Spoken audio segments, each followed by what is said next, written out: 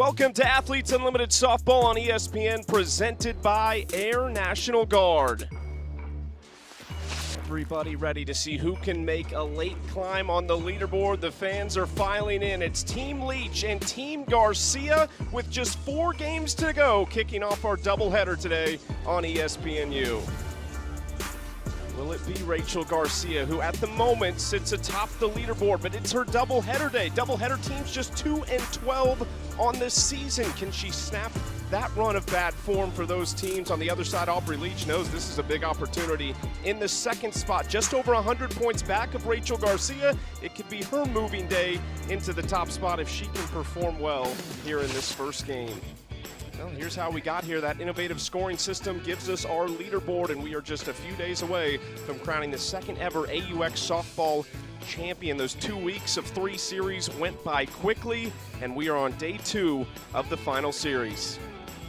Alongside the 2-time All-American Amanda Scarborough, I'm Chucky Kempf, and it's all about consistency in Athletes Unlimited. If you want to be at the top of the leaderboard, that's what we've seen from Rachel Garcia and Aubrey Leach. Yeah, both Garcia and Leach have been so consistent and strong from series number 1, brought it into series 2, and headed now to series 3, the final series to play for a championship. For Rachel Garcia, why she's at the top is her ability to score points on both sides of the ball. In the circle, although she won't get the start today, we're likely to see her get the start in the second game of the doubleheader, but she can swing the bat with power. With Aubrey Leach, every time she gets up to the plate, she has a chance to make something happen using her short game, her athleticism, her speed, and also her power. With her total bases so far this season in the AUX season, she's already set a total record with 4 games to come. She's been all over the base pass. She puts one of the best bats in the league here at AUX in front of her in that leadoff spot, Aaliyah Andrews, followed by the captain, Aubrey Leach. And then you get to the power alley here, 3, 4, 5, 6. Lorenz, Davidson, Gibson, Mulipola. That is a one-swing impact opportunities all over the place for Team Leach, who was tremendous yesterday, plating 11 runs in their win. They face Odyssey Alexander, who is in her 5th appearance of the season, but just her first start and a big chance for Odyssey to prove herself. Yeah, big opportunity for Odyssey Alexander to learn from when she pitched in Series 1 and Series 2 and bring it into her first start and first appearance in Series 3. Team Garcia, game 1 of their doubleheader, and those teams have struggled mightily. They fell behind yesterday, immediately responded the next inning, went on to win 6-3 over Team Warren, who was 0-2 on their doubleheader day. We will see them in game 2 as Aaliyah Andrews tries to bunt the first pitch, but it's fouled back. Aaliyah has been exceptional this year, especially with runners in scoring position, 7 for 9 at the plate. With runners in scoring position, part of this Team Leach, who scored 10 of their 11 runs yesterday in the 2nd and 3rd innings.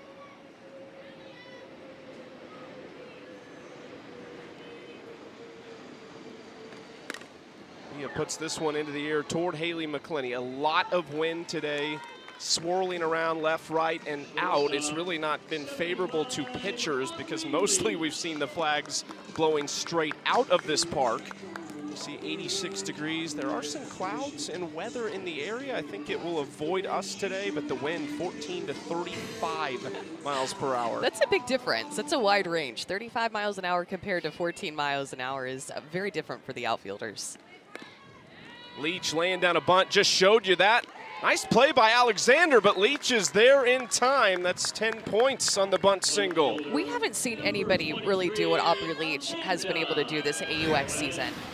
Be able to use her short game, read the defense, and even you see Sam Fisher playing well up the line, but Odyssey Alexander decides to field that one for herself. A good fielding pitcher in the circle, a good athlete, but Aubrey Leach, again, finds a way to get on base.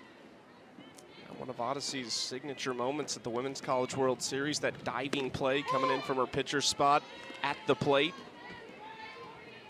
Part of a team that won their first 2 games in Oklahoma City, beating Oklahoma and Oklahoma State.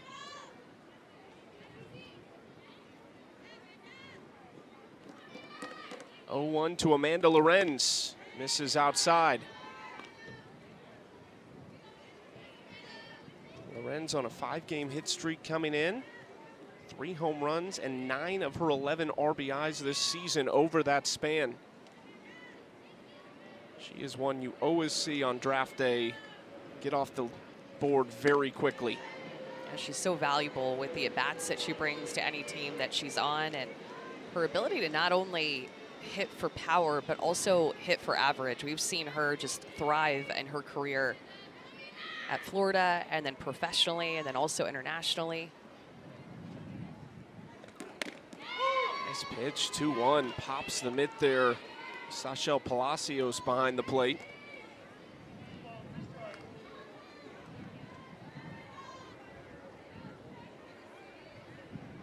Plenty of speed on first base with Aubrey Leach. 2-2 count, one away here in the first inning.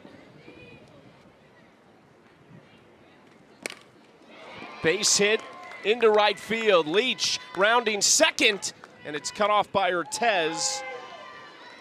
Safe at third now, first and third with just one away. The catcher, number 46. Amanda Lorenz quickly gets to this pitch on the inner half, and it's just left too much on the plate. Aubrey Leach sees that ball behind her going to right field and knows that she has the chance to take two bases. It is so windy, by the way, Chucky, that Haley McClenny's visor blew off before that pitch and landed on the warning track behind her. This wind blowing straight out with Mia Davidson up, who does not need any help. This is dangerous with 2 on in the first inning. Nice spot from Alexander on the outside corner. And you'll notice that Odyssey Alexander she'll throw with good velocity, 66 to 68 miles an hour. Has a tendency to be more up in the zone with more upspin with her rise, curve, and screw. Jumps ahead of Davidson here 0-2, and this was her yesterday. So much power that Mia Davidson has shown off in this season on pitches that are more firm, and then also on off-speed pitches too. That was a changeup from Haley Wagner that she sent out of here. I think that pitch came in at 50 miles an hour, and it was still long gone off of her bat. So talented, the NFCA Catcher of the Year at Mississippi State. That's into the bullpen. She will head to Dublin pretty quickly after this with Team USA. Playing the WBSC World Cup qualifier there.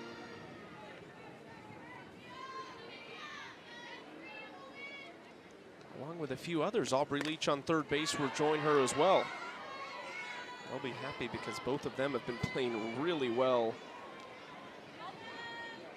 Leah Andrews, another one on this Team Leach roster who will be on Team USA. Saw Georgina Korick in the dugout. She'll be with Great Britain, and there's a number of others who will play for their national teams. Still 0-2. Davidson not going easily. Another foul ball.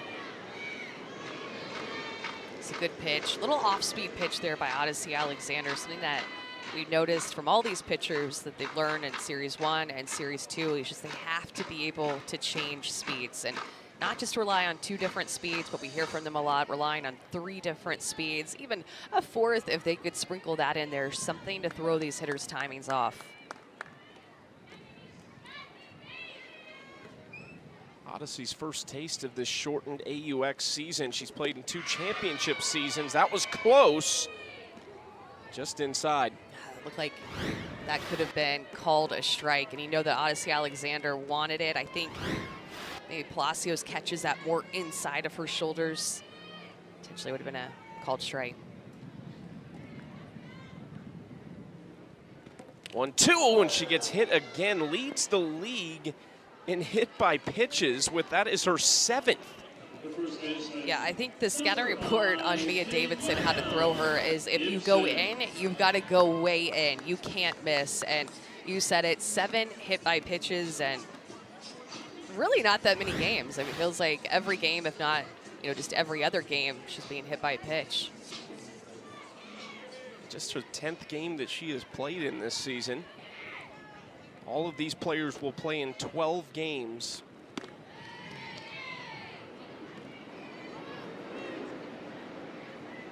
The league hits leader now, Danielle Gibson, has a hit in every game she has played in so far. And what's unusual is she's only hitting 276. Yeah, that is unusual, isn't it? Which is below the league average. The league average is 306 so far this season. Actually, I think that was incorrect. She's hitting over 500. I just saw that note, but she's got 6 doubles, which is an AUX record.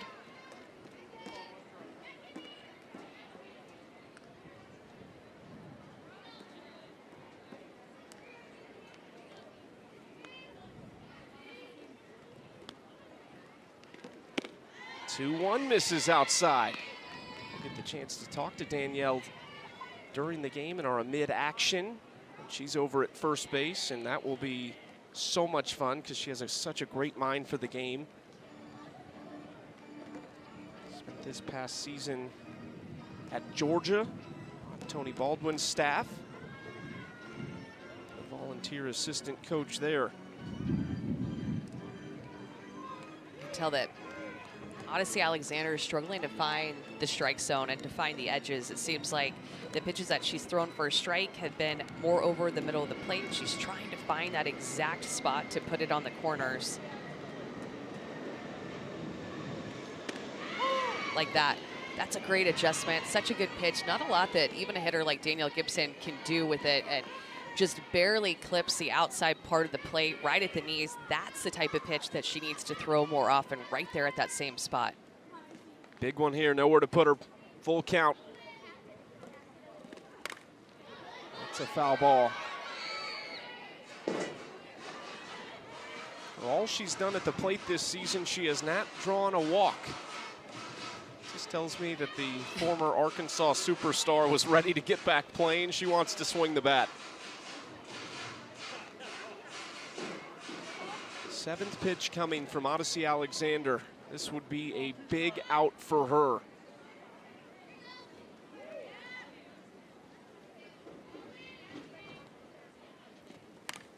Off speed, Gibson stays with it. Well, the thing that Danielle Gibson does such a good job of, we know that she has a beautiful swing. Everybody loves to watch her take a hack, and it's so smooth, and just love to see her swing from that left-hand side, but she's just also so good at picking up pitcher tendencies and grips and sequences. That's why she's such a tough out, because she just really goes to school on a pitcher. This one off the end of the bat. Alexander coming home. They will not get Gibson going to first. They do cut down that lead runner, and a big out number 2 for Odyssey Alexander. Yeah, she needed that. This is going to be an off-speed pitch, and you'll notice that Danielle Gibson makes contact well out in front of the plate, makes an easy field and throw to home for Odyssey Alexander to get that ever-important second out, especially with the bases loaded. Up next is Deja Mulipola, former superstar at Arizona. Danielle Gibson actually went to Arizona for a year at the beginning of her college career before transferring to Arkansas. What a duo they would have been, Mulipola and Gibson in the same lineup.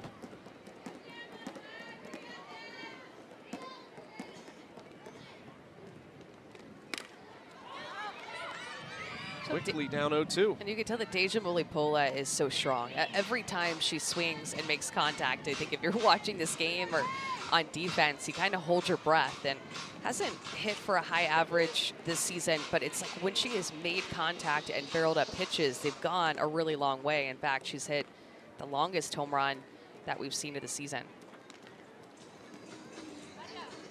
Deja has just 6 hits this year, but 5 of them have come with runners in scoring position. In that scenario, she's hitting .313, so this is where she's made her money so far. The championship season champion last summer. Big opportunity here. Top of the first. Deja up the middle. Sis Bates denies her.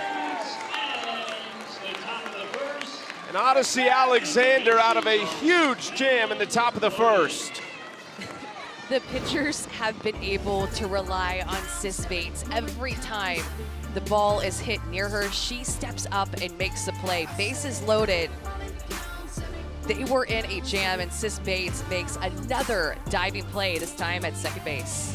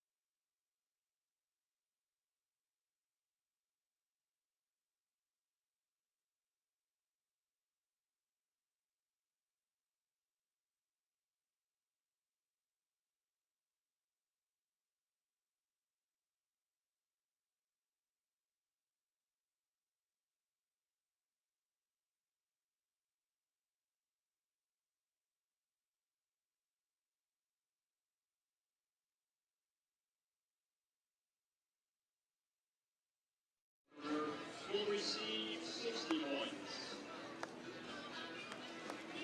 Team Leach threatened in that top of the first. 2 hits, had the bases loaded multiple times, but could not plate one against Odyssey Alexander and Team Garcia. Can they get their bats going here in the bottom half? Sam Fisher, a couple hits yesterday and was our star in the stands. She was pulling double duty. Plus Haley McClenny, she will be hungry after having a 6-game hitting streak snapped yesterday with an 0-for-3 performance. Her, Victoria Hayward, and Anissa Ortez right off the top against Georgina Korick, who leads the league with a 3.18 ERA. Got off to a rough start this season, but quickly settled in. Yeah, in her last 3 appearances, that ERA all the way down to 1.55.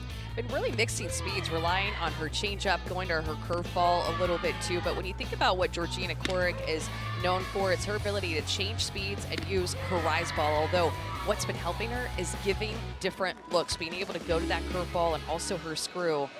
It's what has helped her lower that ERA in her last 3 appearances. Her and Haley McClenny having a little fun back and forth there while they were waiting to get this first pitch of the bottom of the first inning.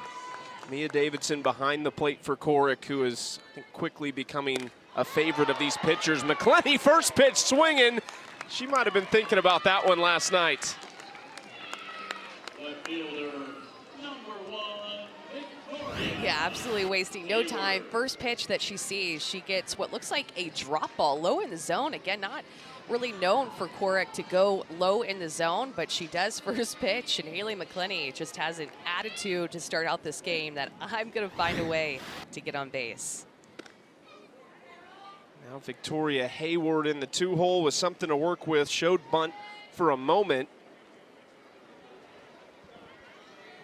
1 ball, no strikes here for Georgina Korick. Cannot catch the top of the zone against Hayward. A couple days ago, Victoria Hayward, after practice, drove over to Indiana. Did some recruiting for her new job, an assistant coach at Washington, her alma mater. Ground ball, Leach tags McClenny, and they do get Hayward, double play. And what was the ruling on McClenny? Because she still stands at second. Number 7, Anissa. She is out, it is a double play. Now, we've seen Aubrey Leach, the captain, of course, for Team Leach, play both middle infield positions. Today, she puts herself at second base, and the ball finds her early to turn that double play. A much-needed double play, makes the tag just barely on Haley McClenny, and then a quick throw to 1. And we are going to have a quick challenge here in the bottom of the first inning. Team Garcia electing to challenge this play. We'll see. McClenny was pretty adamant that she was safe at second. Yeah, just reading his lips, though, it looked like he said the play at first. The call on the Kimmy. field a moment ago was double play. And then now it looks like Allison Raker might actually be telling him something different, pointing to second base. I think maybe he misunderstood as well, or maybe there is just all around a misunderstanding as Team Garcia is trying to communicate to their facilitator. Allison Rager in her first season as a facilitator. She was a graduate manager at Ole Miss the last 2 years, played 3 years at Morehead State before finishing her career at Carson Newman as a pitcher. There's jersey there. Yeah, you can see the jersey move a little bit. It doesn't get her maybe in a way that she, can feel that in her stomach area, the glove touch her, but it does look like it touches her jersey, which the play should stand as is.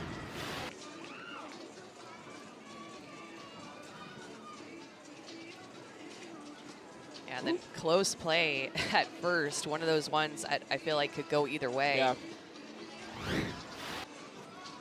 That one is more likely to be changed. I thought so too, and that's why probably too what Chad Steers was thinking. It's the play at first that they're going to challenge, but Chad Steers waiting for the call. The replay official is remote this year. So they're taking a look at this before relaying the call to Chad Steers, our home plate umpire today. Chuck McManus at third, Jim Cooper at first base.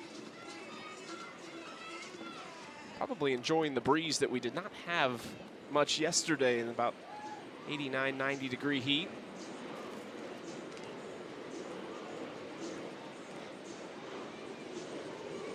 is hearing the call right now through the headset, and we will have it momentarily. Big play here, though, early in this first inning. 10-inning win points on the line. Anissa Ortez set to come to the plate here. Will she have a runner or not? And they do say, and it was the review on McClenny going to second, and to your point, first base looked like maybe a better option there.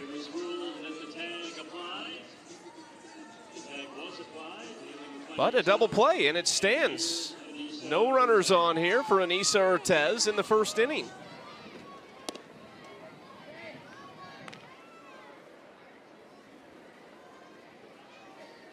Ortez back at shortstop today. We talked about Rachel Garcia's draft and the roster she put together. Sis Bates and Anissa Ortez both selected, so two of the best shortstops in the league on the same team. Anissa playing shortstop in their first two games. Rachel Garcia did tell us she would go back and forth, so we'll see if that does come true later today.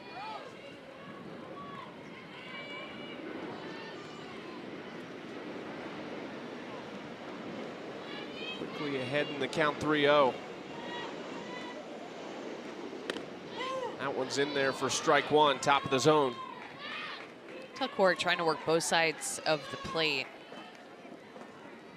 What makes her so good is she just is able to put the ball exactly where she wants to. She doesn't miss very often on the plate, works both sides of the plate. Ortez does get the 8-pointer on the walk, so she'll improve her spot on the leaderboard. The top of the leaderboard as it stands, Rachel Garcia, Aubrey Leach, Mia Davidson, the top three. Jessie Warren's in fourth. We'll see her in game 2 today. Team Warren has to respond after an 0-2 performance yesterday.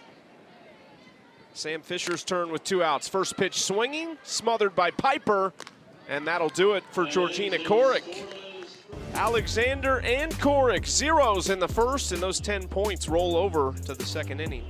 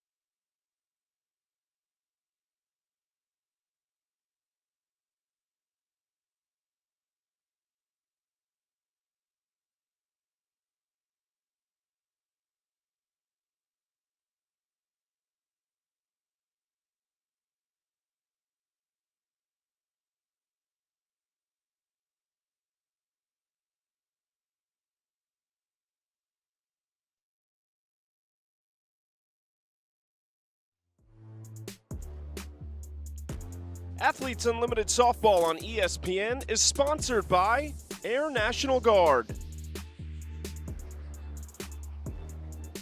They are living it up here in Rosemont. These are photos from yesterday's games. Team Leach and Team Garcia, the 1-0 teams, entering today. All smiles for them. Odyssey Alexander as a pinch runner yesterday. All smiles today, trying to get it done in the circle. Danced out of a bases-loaded jam in the first inning with just 1 out. Faces 7, 8, 9 here for Team Leach in the second inning. Morgan Zirkle will lead it off as Odyssey rolls that one into her. Sure, Odyssey was excited to get through that first inning, not giving up any runs, especially back against the wall, bases loaded, less than 2 outs. Team Leach had a real opportunity to score.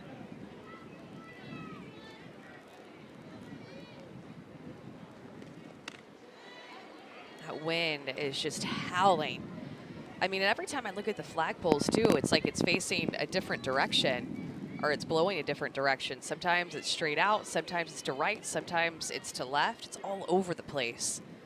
Unfortunately for the pitchers, the one place we have not seen it is straight in. Yeah, that's not today at least. Everywhere else. Yeah. I mean, just tallying it makes it so tough for the outfielders to be able to constantly look up at the flags and know which way they're blowing. We're watching the planes come in to land at O'Hare across the street, and they're wobbling a little bit. Hard for the cameras to keep things straight as well. See, that's one of those. That's one of the big ones. That's one of the. That's a big one. Beautiful destination ones that we've been seeing going in and out. Yeah, except now it's a homecoming. That's Yesterday true, we got that's to true. see them take off. They're going somewhere fun. Let's go down to Savannah with more on this tremendous outfield for Team Garcia. Thanks, Chucky. This is a dream outfield with Megan Wiggins, Haley McClenny, and Victoria Hayward. They've been a part of this league since its inception, but they've never played on the same team until this series. And what's neat, too, is this Gold Squad has a majority of the veterans. When you add Nadia Taylor in there, they have all four. These are the oldest players in the league, but I don't mean that to date them. I mean that for their veteran experience they bring to these squads. And Megan Wiggins says this team has felt like they've been together forever. No wonder. They've been playing together since the inception of their pro careers. Yeah, that was one of the things that stood out to me, Savannah, was immediately this outfield. Victoria Hayward, we saw her and McClenny last year. I think that is just a great draft strategy for so many reasons, defensively, but then to have them at the top of the order to set the tone. Oh, man. Megan Wiggins had a huge point to prove yesterday with one swing.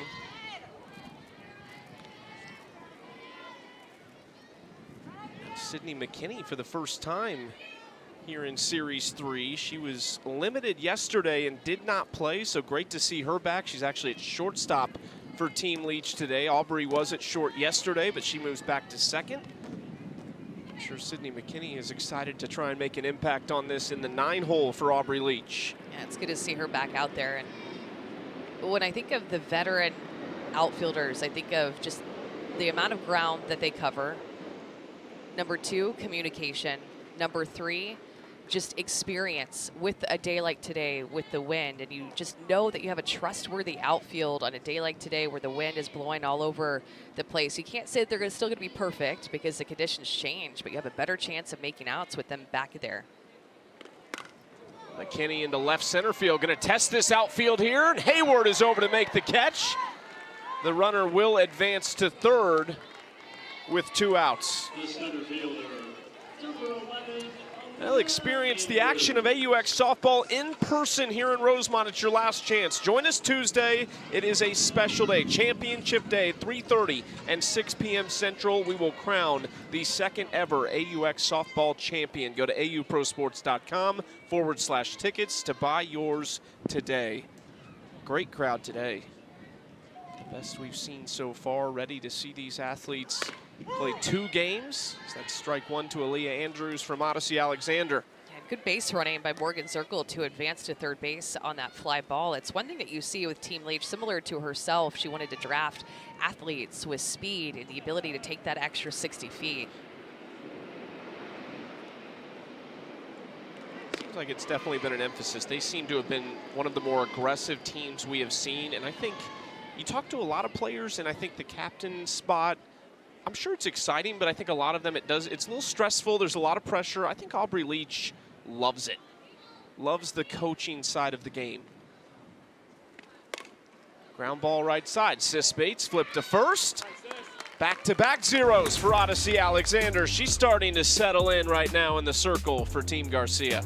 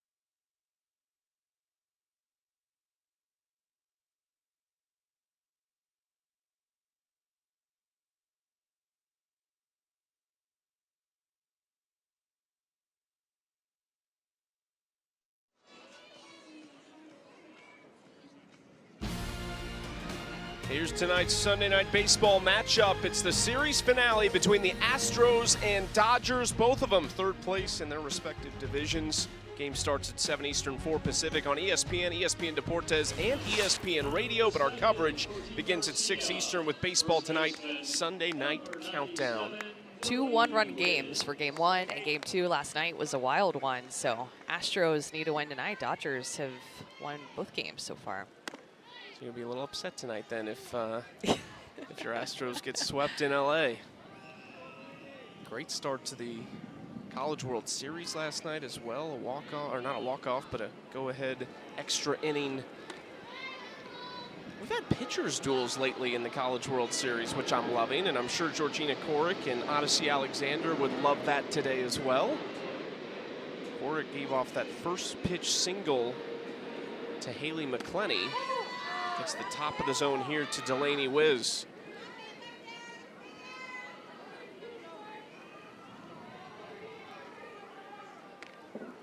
Delaney having a good debut season for Athletes Unlimited. Homered in the first series.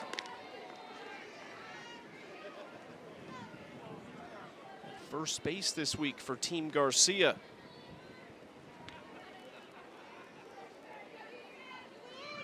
2-2 from Korick. This is just slapped down the right field line. Didn't get all of it, but placed it perfectly, and that's back-to-back leadoff singles for Team Leach. Don't forget, for every run scored during this year's Athletes Unlimited AUX season, Aspiration committed to planting 10 trees. Stay tuned all the way through Tuesday to see how many trees will be planted thanks to Aspiration's support. 10 trees standing on first base right now in the form of Delaney Wiz, if she can make it all the way around from first. And you know, Rachel Garcia at the top of the leaderboard wants that. I mean, you think about just how intense really and what's riding on this game between Aubrey Leach, who's over at second base, one of the captains, and number 2 in the leaderboard, and Garcia. Every at bat like this matters. And by the way, not too often that you see Rachel Garcia take a hack like that. That is a rise ball well out of the zone. You could tell she was thinking maybe something else was coming, was going to take a big hack at it anyway. That does miss outside from Korick. The big thing in this game between Leach and Garcia is the win points. Every game, there are a total of 120 possible. The 70, 10 for each inning, and then 50 for the game. Aubrey Leach in second place there behind Rachel Garcia. Her teammate Mia Davidson behind her as Garcia goes down on strikes. Went right back to that rise ball. Got Rachel Garcia to swing and miss at this pitch and chase it well out of the strike zone 2 different times in this at bat. That's that rise ball that Georgina Korick is known for, and that she likes to throw a huge out to get the leaderboard, or the person who's at number 1 on the leaderboard, out. Garcia passes the bat to Megan Wiggins. Drove in a couple runs yesterday with the triple. Out of the University of Georgia, 13th professional season for Megan Wiggins. And I don't think she's slowing down anytime soon. I don't know that for sure, but I think she's got some years left in her. So knowledgeable about the game, so analytical about hitting and all parts of the game. Had a really big swing in yesterday's game whenever she came up with the bases loaded. Got a triple, turned on this inside pitch. Megan Framo throws hard, and that pitch was up and in on Megan Wiggins' hands, and she had a bases-clearing triple. It's a big swing yesterday for Team Garcia. The veteran stepped up. 1-on-1 out for her here. That misses downstairs from Korick.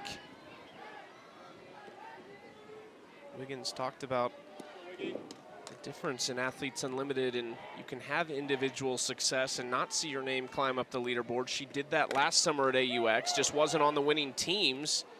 That is thrown awkwardly to Leach there. And the runners advance, just a miscommunication at second. Yeah, it was. And we've really seen Sydney McKinney just mainly play second base, and had a little bit of time off because of that injury. First game back, and you could tell middle infield communication. That should have for sure been 1 out, maybe even 2. Ground Ball left side. Piper this time to Leach. They do get the runner there as Wiggins awkwardly slides into Aubrey a little bit. There's 2 outs. Second baseman, number 22, Sis Bates. Another fielder's choice at second base. This time they actually got the out for that second out. Big chance for Sis Bates.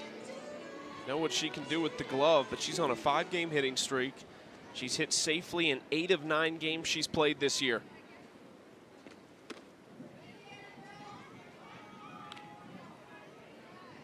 Top of the order on deck with Haley McClenny.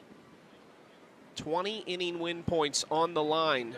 Rachel Garcia's lead over Aubrey Leach right now, 102. Strike 1 from Korick.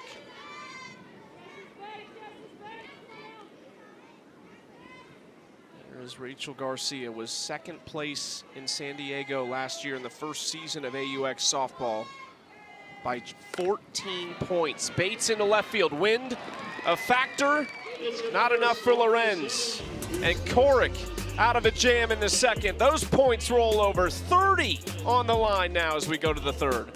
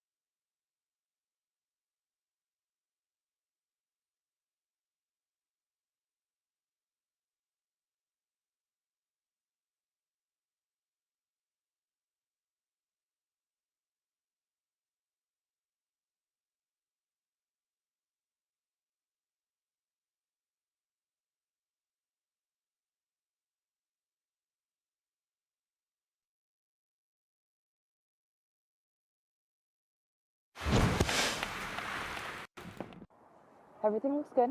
No, on me, bro. Towards me with your body, okay? That's the only adjustment I see, okay? Towards me, fearless with every pitch. Whatever happens, happens, okay? Here we go, me and you, baby, come on. 4!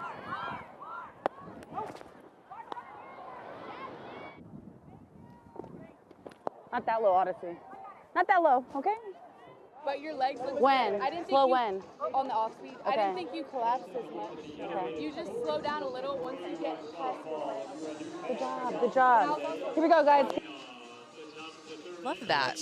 Sashel Palacios is, and every catcher is like this too, I feel like, once you get to the collegiate level and then, of course, professional level. They're all pitching coaches at this point. A lot of catchers end up going on to be great pitching coaches too that we see the Division I level, but Palacios knows her pitchers. She wants to comfort them. She wants to communicate to them. She knows how to specifically communicate to Odyssey Alexander.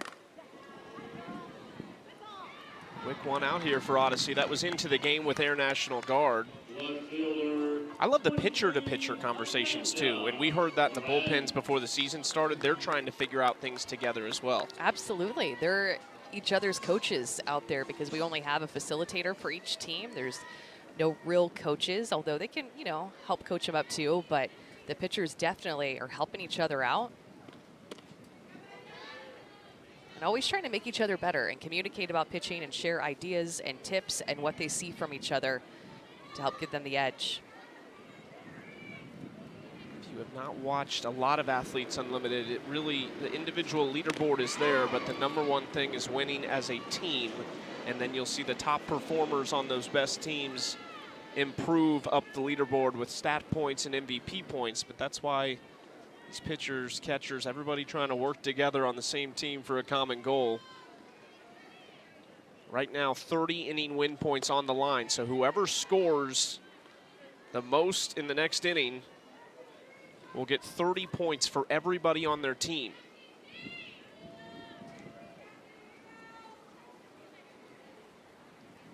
Two-one pitch coming to Amanda Lorenz, who singled into right field her first trip to the plate. I talked a lot about Aubrey Leach being in that 2 spot on the leaderboard, but Mia Davidson, who will be up next and is on deck in the 3 spot, has a chance to stay right there in the hunt behind Rachel Garcia too. So these inning points matter for both of those players. That's fouled way down the left field line. Full count coming for Davidson and Leach. They are both within 200 of Rachel Garcia. Leach is only 102 behind Garcia. And there's plenty others who are still in it after that, but those two are the closest knocking on the door. We've seen Rachel set a new AUX single game record with almost 300 points, in part due to pitching and hitting, plus MVP voting as Lorenz draws a walk. Just another day in the life with Amanda Lorenz there, and 8 points for her.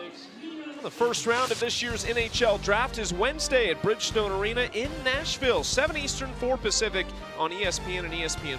It's John Butchercross hosting, along with a cast of hockey experts who will provide stats, information, and break down every pick. The Blackhawks have the first overall pick, winning the Connor Bedard sweepstakes. This is hit high and deep. Wind swirling around and gone, Mia Davidson! Chasing the top spot on the leaderboard with swings like that. A 2-run shot. And Team Leach has the lead.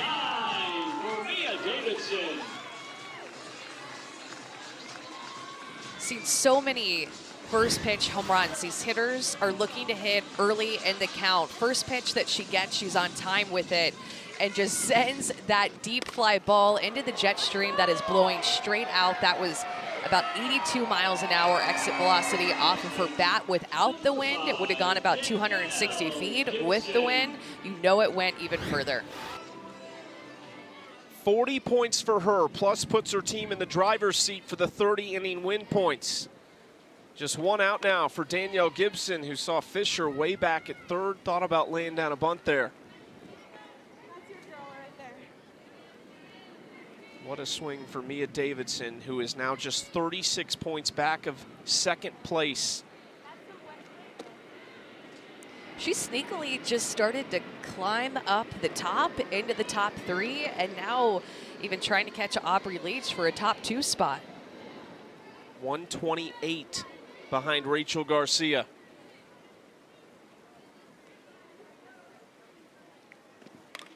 That's fouled back. This game will be a big kind of, it's perfect to show how the leaderboard is at the end of this game, because Leach and Garcia, Davidson, they'll all have played the same amount of games. This is the doubleheader day for Team Garcia. Team Leach has their doubleheader tomorrow. The final game of the season are these two teams on Tuesday. I should say not tomorrow. We get a day off tomorrow. Let's go down to Savannah with Mia Davidson again. Thanks, Chucky. Mia, we've done so many of these. We were talking, what should we talk about now? The weather, how it feels outside today? Yeah, the wind kind of helps a little bit when it blows out like that. That home run moved you into third on the leaderboard as you've made this climb, particularly with the long ball. What has allowed you to stay so consistent? I think just keep making quick adjustments. You know, we have great pitching, so as they make adjustments, I have to make adjustments. And I think this is a great team that helps do that. We talk it out, and it's been working, so I'm not going to change now. Thanks, Mia. I'm sure I'll see you again here soon. Hopefully, yeah. Thanks, man. Back to y'all. She has been basically every time she goes to the dugout, Savannah is waiting for as Odyssey bounces back with a strikeout of Danielle Gibson. Number 15, Keisha Olivola. Davidson and Leach, you wonder how can Mia Davidson top Aubrey Leach when they're on the same team? They'll get the same amount of win points, but it's the individual stat points and the MVP voting. And with that swing, Mia Davidson put herself in a prime spot for some MVP votes. You know, I love to look at the counts that the home runs are hit off of, because it tells you a lot about a hitter's plan at the plate. And in Series 1, there were 8 first pitch home runs. In Series 2, you could tell that the pitchers adjusted to throw more off the plate early in the count, as there was only just one first pitch home run. So you could see that the pitchers adjusted, and now I think the hitters are adjusting back a little bit too. And that home run that Mia Davidson hit was the 36th home run hit for the AUX season, which ties the amount that was hit last AUX season with still more games to be played. 4 games remain, including this one. One more today with Team Warren and Team Garcia. Still a lot to be decided. A lot could change today, depending on the success for Team Garcia.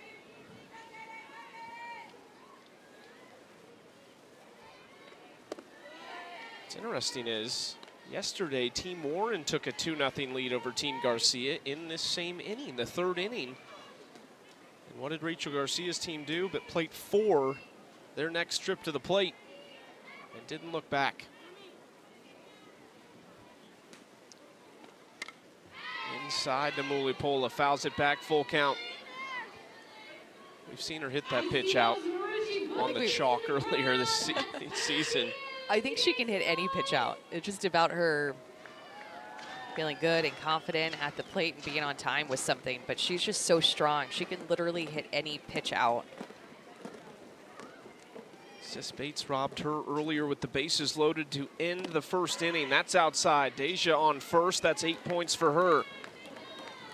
A lot of free passes in this game that Odyssey has given up. Several walks, a hit by pitch. In fact, that Mia Davidson home run had Amanda Lorenz on board, who had walked that free pass to be on base. You can tell just trying to find the edges, trying to find that consistency. Some of her misses are pretty big misses, and then when she tries to come more on the plate and find the zone, it's too far on the plate. Right back to her, an easy one there from Morgan Zirkle, and that will do it. But Mia Davidson does it again. Yeah, Mia Davidson, 40 points for herself and trying to give her team innings points if they're able to get 3 outs. But Mia Davidson, a home run hitter, now leads this AUX season with 5 home runs on the season, hit big bombs.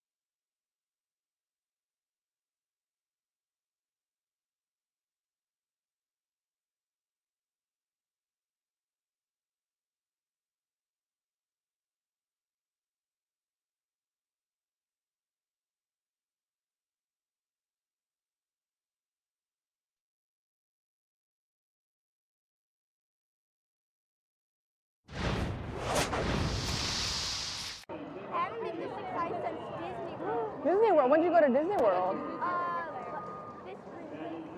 I love Disney World. I've never been. I've been to Disneyland because I am from Southern California, and so that's where Disneyland is. Do you recommend Disney World? Yeah. Did you go to all? No, I only went to Magic Kingdom. Okay. I would say Big Thunder Mountain, but also Big Thunder Mountain? Okay, they have that at Disneyland too, and that is one of my favorite rides of all time. Man, we're a lot alike.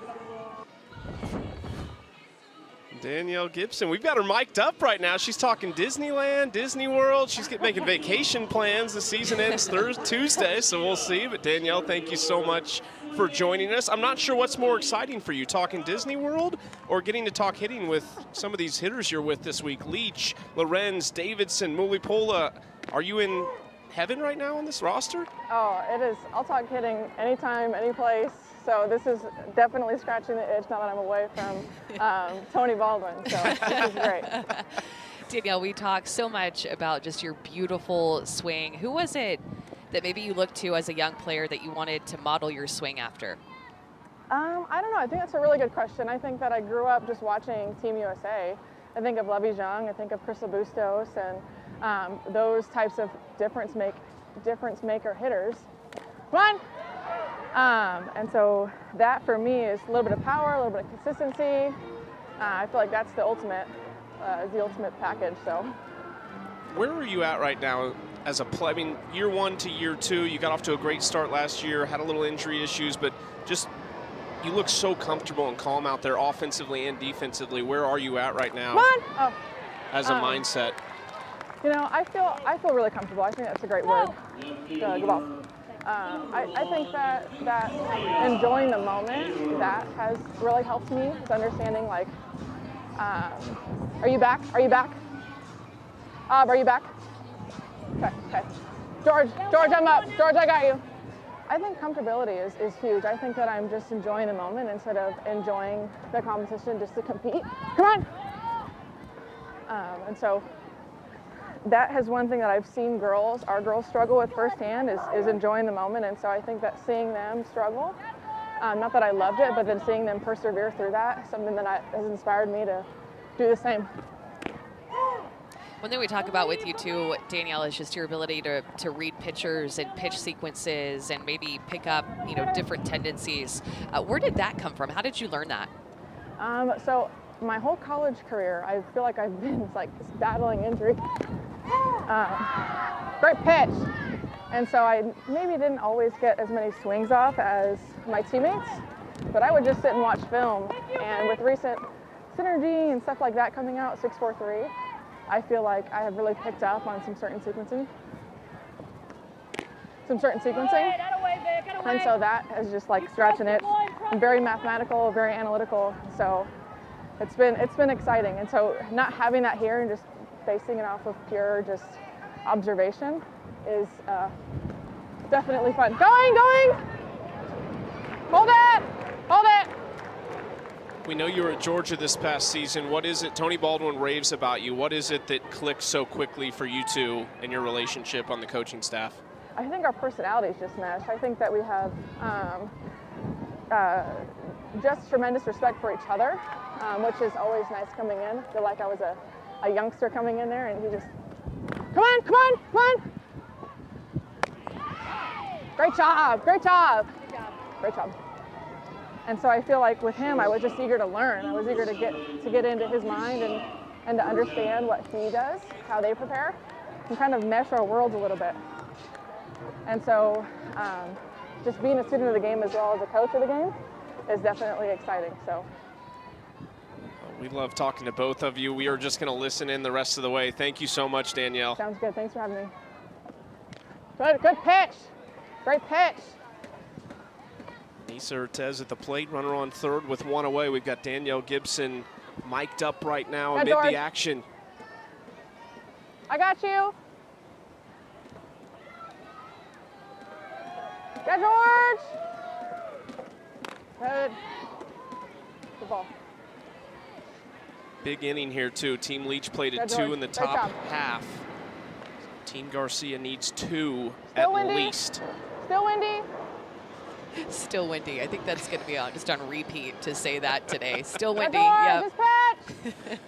Good. You good? Okay.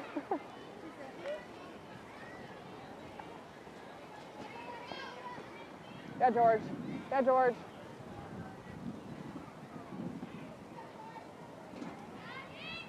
0-2. Tagging! Deep to left. Gone. Ortez ties it at 2. Big time swing from Anissa Ortez. The former running youth from Utah. Here's the players' suite. 248 feet high. This is going to be a dogfight in this game. Both teams want to win. Both teams want points. Both teams playing for their captains who are at the top of the leaderboard, and as well as other teammates who are also in the top 5, top 10. I mean, how did she get to that pitch? That is not a strike. It's not even close. It's up and in on her hands, and she still gets the barrel to it and hits it out of here to tie up this inning and to tie up this game. Anissa Ortez, what a swing with 2 strikes. Anissa Ortez might be one of the more underrated players. I don't think in the field, but I think she kind of can fly under the radar a little bit. Look at how she just gets her barrel on plane with that pitch up and down her hands. That is such a tough pitch to get to as a right-handed hitter. And I think, too, that's why you've seen early in this game, I think Georgina Korick go lower in the zone with her stuff because of how hard the wind is blowing out. She understands what's going on with the wind. She's kept the ball down up to this point. And when she's gone up on the zone, Chucky, she's gone well out of the zone. I think about that Rachel Garcia strikeout that was at her eyeballs. And then that pitch right there, she's just not expecting Ortez to hit that out whatsoever. We just showed you a shot out in the players' suite. That was Amanda Chittiser with the home run ball, Anissa Ortez's fiance. What a play by Leach, and immediately Sam Fisher says, no way, let's challenge it. But Team Garcia only has 1 challenge left, so will they use it here early in the game with 1 out and nobody on?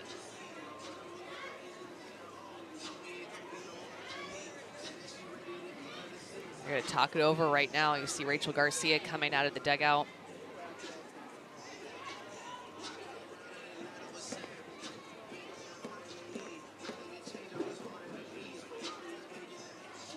They will challenge. Maybe that's the captain there, Rachel Garcia, saying, give me something to work with if we think. Let's use this final challenge. A couple of things I'm thinking about here is, you know, there's 2 outs, but a lot of points riding on this inning. So close. What a stretch by Danielle Gibson to even make this close. That was actually a lot closer seeing the replay than I thought that it was live. I thought that Sam Fisher just flat out beat it out, but that is a lot closer in replay than I thought it was going to be. What a play by Danielle Gibson and also Aubrey Leach. Saw the Gibson glove on the diving catch yesterday. Seeing the stretch here, but I don't know. If Fisher is safe, there will be 1 out for Rachel Garcia with a runner on. This is going to be a tough one, I think, to overturn. To me, looking at that, I don't know if there's 100% definitive evidence to be able to say that she was safe. I think this might stand. We've seen that. We actually saw it yesterday on one that was this close that didn't get overruled just because it was called an out on the field. This is such a tough one. My goodness. Chad Steers getting the call in his headset. It's the closest one I think that we've seen on games that we've called.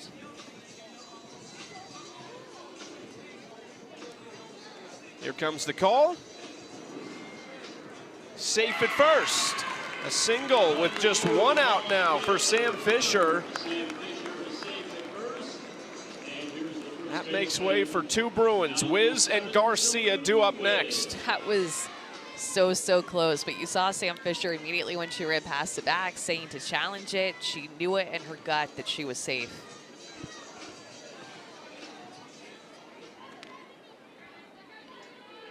Such a big response with regards to the leaderboard from Team Garcia. Those 30-inning win points on the line. They've matched the 2 runs from Team Leach.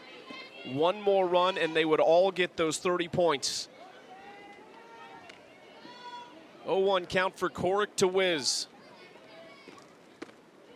Inside ball 1. You made a point a few moments ago about these players playing for their captains. I think that's one thing, especially in the final series, that you start to see is they really will start to rally around somebody like Aubrey Leach or Mia Davidson, teammates of theirs that they know have a chance at the end. Yeah, there's definitely a different intensity this week with this last and final Series 3, and kind of ease into it in Series 1. Everybody starting to play back up again. But now you know that even more is at stake, and you want to win. We need the data on the amount of chair chats in the final series versus the first couple, because it's a lot looser, and then everything, like you said, ramps up a little bit. Off the end of the bat, Piper gets whiz for out number 2, but a runner in scoring position for the team captain, Rachel Garcia.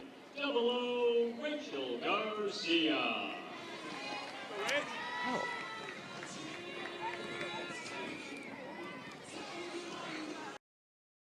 Gina Korick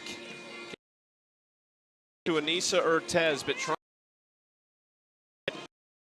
on the line here, and for Rachel Garcia could mean much more if she comes through.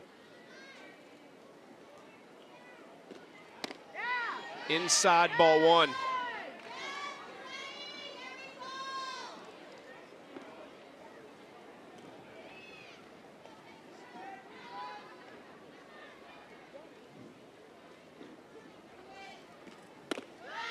And now's the time to have your best at bat. I mean, at-bats are going to be limited from here on out because you know that the season is winding down, and Rachel Garcia has a chance to win the innings here and get some points for herself.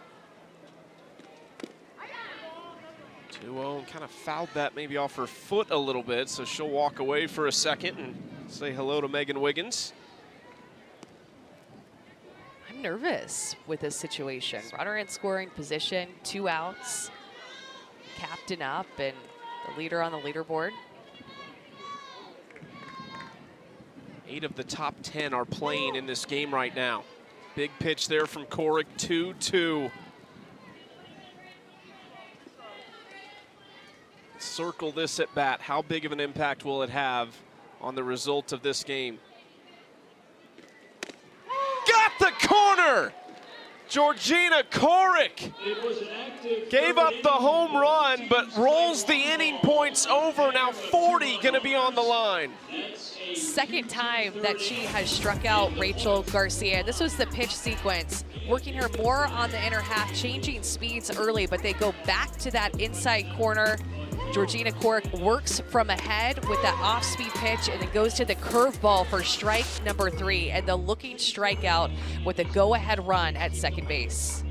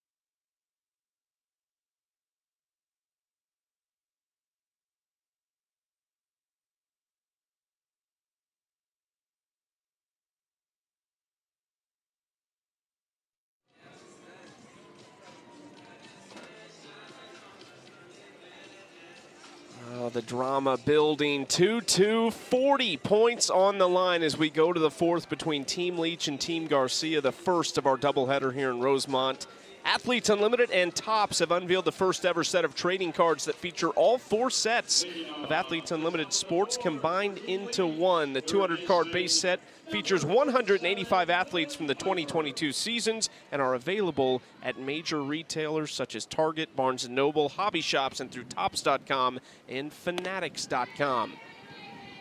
Back to Odyssey Alexander, who had some time there in that inning to maybe regroup a little bit. She's battled out of some tight jams, but so far only given up 3 hits. You mentioned it though, few walks, hit by pitch, just has to get it a little more under control, but so far pretty good. Only given up 3 hits.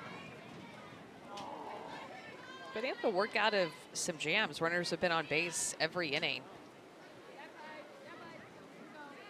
8-9-1 is who she faces against Team Leach here in the 4th. Lily Piper swing and a miss for strike 1. One of the best curveballs that she's thrown right there. That pitch was spinning. It was a little bit off speed, like an off speed curveball, and got her out in front. Piper's 6-game hitless streak. She started the season pretty good. Pops this one up. Fisher has it in foul territory for the first out. Number 26, Sydney McKinney. Game leaders so far in this one, Mia Davidson and Anissa Ortez with 48 points apiece. Haley McClenny has 20. There has been no movement in the top 6 of the leaderboard. Everybody who came into the top 6 is sitting in the same spots. McKinney beats it at first. Bunt single there for McKinney, and even if Team Garcia did not agree with that, they are out of challenges. Sydney McKinney reminds me so much of her captain, Aubrey Leach. Laying down this bunt perfectly angled down the third baseline. She has wheels to get down to first base. And she has a little bit of pop in her bat too. Her and Aubrey Leach are such similar hitters at the plate from the left-hand side. I wouldn't be surprised, maybe in the championship season, if we see a Team McKinney. She can be one of the 4 captains in the championship season. There's 18 more players than there are here at AUX. Another bunt, perfect from Andrews. Scooped by Bates, but back-to-back bunt singles for Team Leach. Stop that. Did you just see that? That is skill. This is on purpose where she makes contact on the bunt at the end of her bat. It is absolutely perfect. It dies and deadens right out there in front of home plate, and then with her speed, able to run it out. She's so fast. Palacios doing everything she can to get that out and still did not get her. And look who it is, the captain, Aubrey Leach. What a chance to help herself and her team right now. 1 out, 2 on. Singled back in the first inning.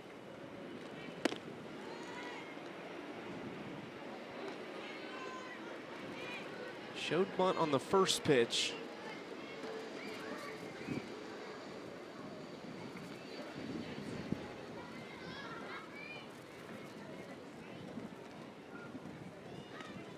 Big cut there from Leach for strike 1.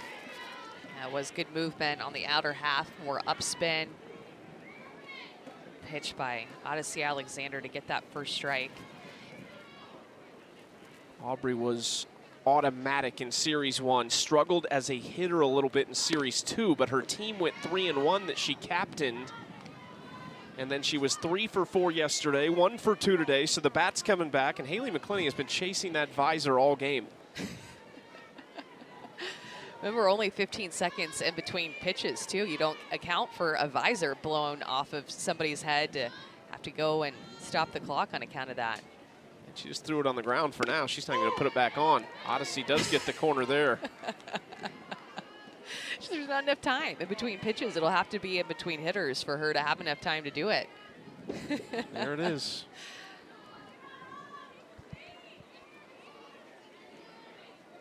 Three-two. Chopper. Alexander going to first. 2 outs, but 2 in scoring position. Number 23, Amanda. Of course, Aubrey Leach has all different types of tools. Goes to her slap there just to be sure to put the ball in play, get the top of the ball to advance runners 60 feet, to pass the bat to Amanda Lorenz. A selfless at bat by Aubrey Leach there with 2 strikes. Amanda Lorenz, the first hitter drafted by Aubrey Leach in the Series 3 draft. Great spot from Alexander for strike 1. Lorenz has already extended her hit streak to 6 games. Singled and walked in this game.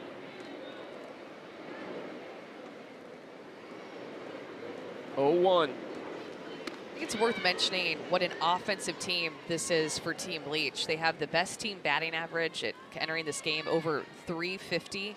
Hit the most home runs as well. We're so good with runners in scoring position and their games in their game yesterday, but 0 for 5 today with runners in scoring position.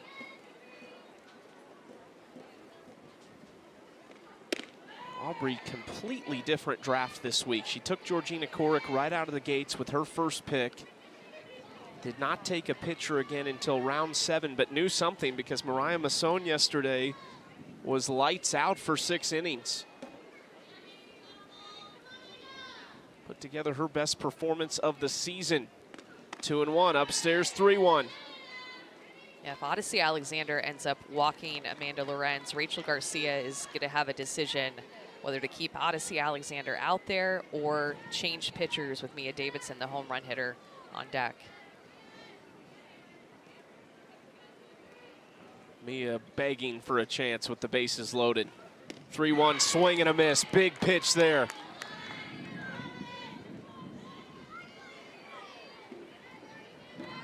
Well, last half inning, it was Rachel Garcia with a chance with a runner on second and 2 outs. This inning, it's Amanda Lorenz. Bases loaded, 2 outs, 3-2 count. 40 inning win points on the line here in the 4th. Fouls it away.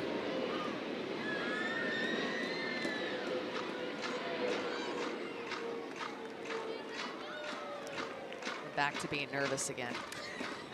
Just like last inning, this game is just such a different feel than what we've seen in the other series, with so much meaning behind every pitch right now.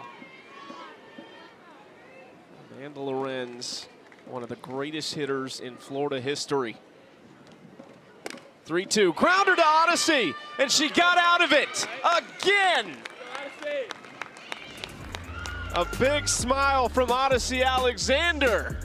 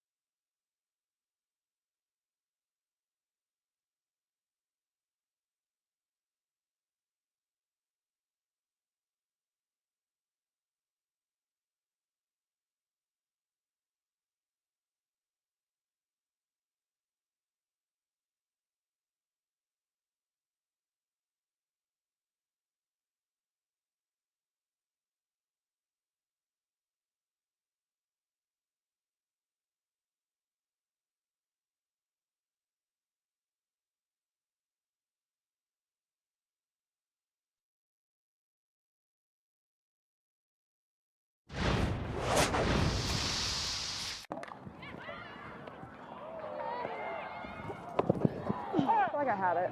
It just pulled me off so far. I didn't want to fully lay on the ground and then get my hand stepped on. I feel like I had it. I thought you had it and then came off. Yeah, that's what because I didn't want to be. Like big toe and then left. Yeah, because I didn't want to come off and then get stepped on. Yeah. Because it was close. Yeah. Gibson talking about that play at first base that was actually overturned, originally called out, and then changed it to leave Sam Fisher on first base. So much on the line right now. 40-inning win points if Team Garcia can play to run. First pitch swinging for Wiggins, and Aubrey Leach does catch it. It was iffy, and the wind was pushing it, but she makes the grab for out number one. Tonight's Sunday Night Baseball matchup, the series finale, Astros-Dodgers, Hunter Brown versus Tony Gonsolin. Good pitching matchup. Game starts at 7 Eastern on ESPN, ESPN Deportes, and ESPN Radio, but coverage at 6 Eastern with Baseball Tonight, Sunday Night Countdown. Down to Palacios now, who reached on a fielder's choice. Deja Mulipola now behind the plate for Georgina Korick. Mia Davidson stays in the lineup, but not behind the dish anymore. Here's Deja. Outside corner for Korick there to get strike one on Palacios. Two-run double yesterday for Sachel was her first hit since June 14th. It's line foul down the left side. She always has seems like in the big moment she can come through. Had the grand slam last year at AUX. Helped spark a big rally late in that game. 7-run comeback that ended up coming up just short. 2-2 up and in. Both the pitchers that we've had pitch in this game today, Odyssey Alexander and Georgina Korick, have been really good when runners have gotten on base. The difference in this game and how both teams have scored have been home runs. Palacios paid for the 8 points there. She'll take first with 1 out. Yeah, combined 1 for 11 RISP. Just held on to that curveball, comes up and in, right on her. Nowhere to go. Between runners in scoring position and 2 out hitting, just the 1 hit. Piper to second, can they get 2? No, they cannot. Sisbate's too quick there, but 2 outs. Center fielder, number 28, Haley McClenny. Top of the order for Haley McClenny. She's 2 for 2 today. Plenty of speed on first base with Sisbates. That run would be worth 40 points for everybody on Team Garcia if McClenny can put one in a gap.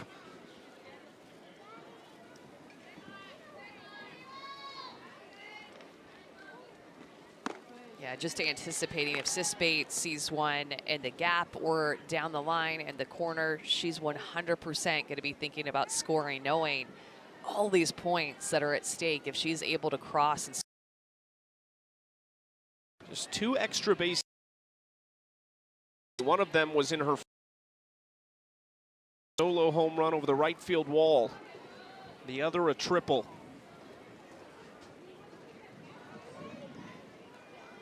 That misses outside. Korick being careful here. 3-0. Victoria Hayward is on deck.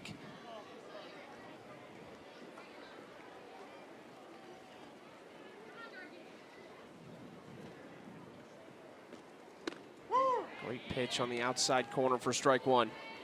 drops that changeup in there for a strike. There's Victoria Hayward, 0 for 2 today, but always dangerous. Right back to it there on the corner.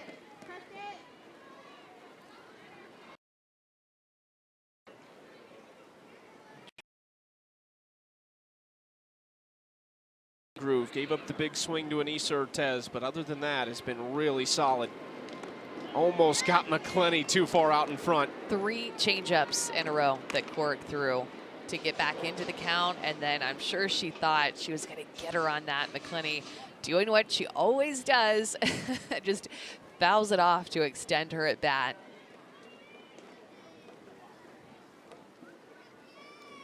Big pitch here on 3-2 with 2 outs. Another foul ball. I mean, just one of the toughest outs in the world. With 2 strikes, she has such good barrel control, such good hand-eye coordination. That's what she talked to it about too early. before the season started, she really trusts her hands. 8th pitch coming. Into left field, going foul. It's like when you get 2 strikes on her, it's almost like as a pitcher, I think you know you're going to be here for a little while. You're going to have to make some pitches. She wears you down when she's at the plate. Aubrey Leach actually giving her a little advice right here, encouragement, something. We've seen Aubrey Leach be so vocal on defense with the pitchers at times.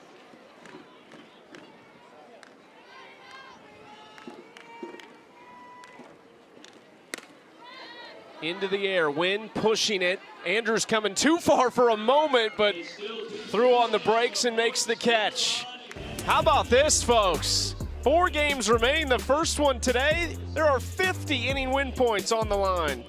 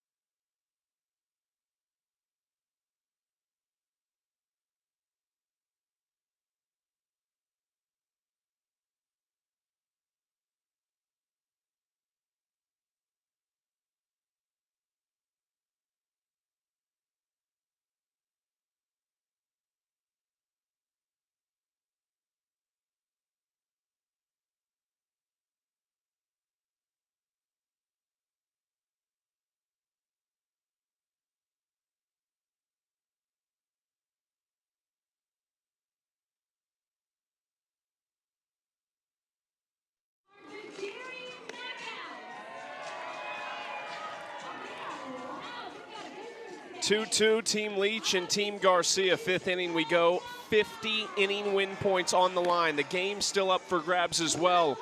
If you missed out on Fantasy Pick'em, come back this summer, compete during our championship seasons for lacrosse and softball to win big. Sign up today at auprosports.com/fantasy for updates. And we've got Amanda Lorenz down for a chair chat. Amanda, thank you so much for joining us. Tell me, do you guys feel the tension start to build in games like this when you know those inning points are starting to roll over? Well, if you start to feel the tension, then that's not good. So trying to just continue to keep it light and have fun. Amanda, this wind, talk to us about it. What are you doing as an outfielder? How do you even prepare for something like this? Just to keep moving your feet. So we've been talking a lot between innings just to over-communicate and over-run balls as much as possible, even if you're not involved in the play, because you very well could be involved in the play. So just talking to each other, making sure that our feet are moving. You were picked really early in the draft, as you always are, but Aubrey Leach took you second with her 2nd pick in the draft. What was going through your mind as this team started to take shape, because it's obviously really offense heavy? Yeah, I was really excited to be on Aubrey's team because it's really annoying playing against her. She literally cannot get out right now. So really excited to be on her team. And then she was putting together kind of similar keys from last week. Once, I think she's really tried to go pitching heavy last week. And when other people stole her people, she was like, okay, I'm going to flip and adjust. So I think she is just awesome, a great leader and so savvy, such a smart softball player. Yeah, I was going to ask you, Amanda, what's it like to just work with her as a captain? We see her super vocal, out on the infield and also in the dugout. What are some of the things that, you hear her talking about? She's just really smart. I've said a few things. I'm like, hey, do you see this? She's like, already there, right there, right there. I'm like, gosh, you're awesome. She's already thinking of things. It sucks that she wants to be a lawyer because I think she would be a really good head softball coach. But I guess she's too smart for that. Maybe she could do both. Pull a little Karen Weekly. If anyone could, it would be Aubrey Leach. Tell us, Amanda, when you get done with AUX, what does the month look like before the championship season starts for you? Yeah, just going to continue to train, get some R&R at home. I'm excited to take it easy and get back in the swing of things, of just swinging and lifting and making sure that my body feels good going into that 6 weeks. Thank you so much for sitting down with us. Good luck. Thanks for having me. Hopefully this is good luck and the orange team scores a run and then we get a quick 3 outs. All right, we will. That's why you did this, huh? You wanted to change the juju and the dugout. Yeah, so it's like, oh, it's cheer chat time. We're going to mix Molly some things asked up. if I would go to it, and I was like, right after I grounded out with people in scoring position? Sure. Sure. Just kidding. I was like, just kidding. I flushed it. Let's do it. Thank you Thanks, so much, Amanda. Amanda. Thanks, guys. Amanda Lorenz, just a superstar. An epic career at Florida where she is one of, I mean, think about the players that have come through there and where she ranks among them, right toward the top of that list. 1 out here for Danielle Gibson as Odyssey Alexander working in her 5th inning right now. She's worked out of a lot of trouble too, but grinding in the circle. You could tell she's just been working through some stuff in this game, and she's been resilient. It's not been easy for her at times, but also her captain has stuck with her. Can't believe that that wasn't a called strike right there with her screwball. Didn't get the call, but I think that's an important aspect of Rachel Garcia being a pitcher and sticking with Odyssey Alexander. They're close. We see them talking a lot, believing in her, even though there's been quite a few free passes. She's not afraid to show a little disappointment there on that call before that because she knows how important these are with Mulipola coming up. Here's the leaderboard, and this means so much right now. There are 120 win points on the line, 50 for the inning, and a couple more innings, and then the 50 for the game. Rachel Garcia, not that far ahead, just 92 away from Aubrey Leach, 128 away from Mia Davidson. This could, I mean, Rachel Garcia, which I don't think we would have thought would happen after game 1, could possibly not be in first place. That's why so much is riding on this game. I mean, what a game, so close. Pitchers working out of some jams, making some pitches whenever runners have been in scoring position or on base. And get to see Palacios go out and talk to Odyssey Alexander, try to get her back in the right headspace. Here, you know, she's missed a few pitches in terms of wanting it to be called by the home plate umpire, being a little bit frustrated at times. So Palacios going out there and chatting with her, trying to get her locked in for this next pitch to get back into the count. Odyssey had just 5 total innings pitched this season coming into today. 4 appearances, all of them relief appearances. Does get strike 1 there to Mulipola after the conversation with Sachel Palacios. 2 of her relief appearances were clean innings, gave up a hit in each of them, but 1 inning, no runs allowed. 2-1 to Deja. That is on the outside corner that time, and Mulipola, I don't think, agreed.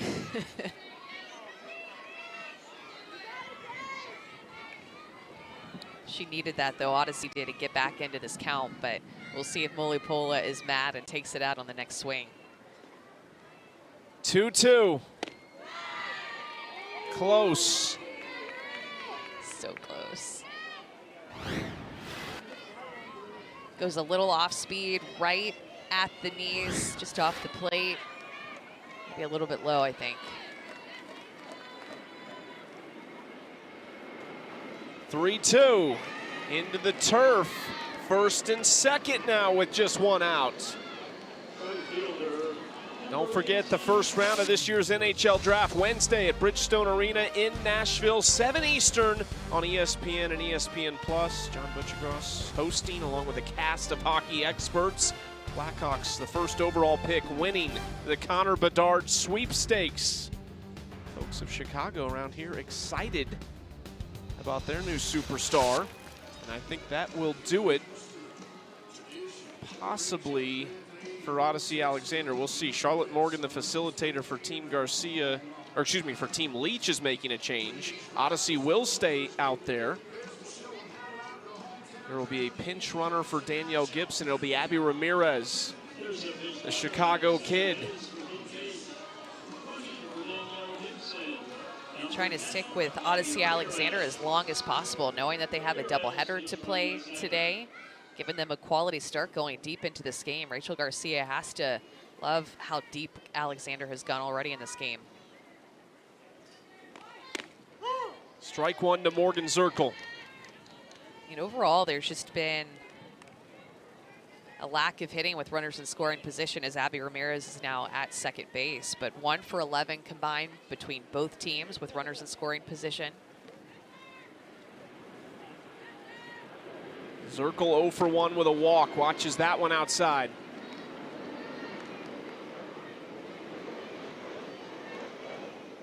Just 9 total hits in the game. For what we've seen from these offenses, that number feels small. Zirkle lays it down. It is trying to go foul and just does. There's an area right out in front of home plate that these bunts are hitting and just taking a left turn toward third base. There's a lot of spin that these pitchers are putting on the ball, and then when it makes contact with the bunt, it has a tendency to spin really hard off the bat and then just go a different direction.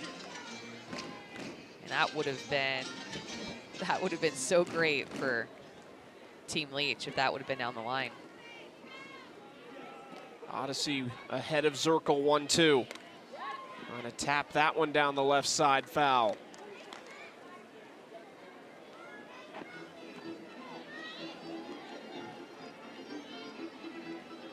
Garcia, Leach, Davidson, Warren at the top of the leaderboard right now, but the gap is closing between Aubrey Leach and Rachel Garcia. These inning points could have a huge impact on our champion that we will crown on Tuesday.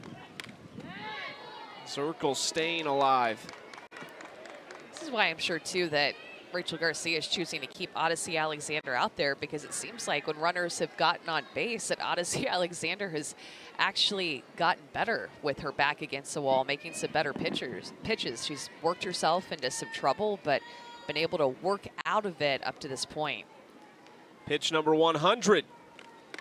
Zirkle back to Alexander, and safe at first. Looked close, but Team Garcia does not have a challenge, and the umpires cannot initiate one until the 6th. Oh boy.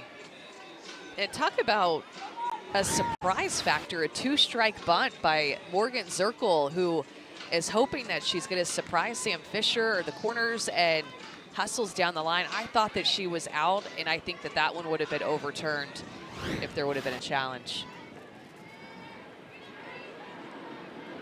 Just one away with the bases loaded. Same situation we saw in that first inning. Lily Piper, 0 for her last 15 at the plate.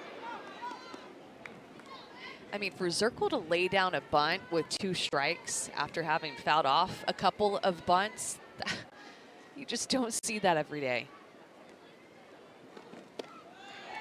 Down low ball 2, dangerous spot here for Odyssey Alexander. They responded in the 3rd inning when they gave up some runs. I think with that lineup, it's not the end of the world if some come across, but we've seen some big innings from teams. Team Garcia wants to limit this. Big cut from Piper for strike 1. Wind blowing just about straight out right now. As Daniel Gibson would say, still windy. Yep, still windy. Still windy. She probably likes it right now. Piper, left field! And caught at the wall by Hayward. 1 run will score. So Piper does her job. Somehow that stayed in. She got most of it, but she didn't get all of it. Wind is blowing like crazy. All Piper is trying to do is put the ball in the air to the outfield, runner at third base, less than 2 outs. She knows that that just has execution written all over it. Hayward able to grab that at the wall on the warning track, but there will be a run scored for Team Leach. And she knows that she executed. Lily Piper gets that RBI. They did just appeal to third base to make sure the runner did not leave early. They deemed that she did not, so the run counts. 3-2 Team Leach. Still a big opportunity here for the bottom of the order and Sydney McKinney.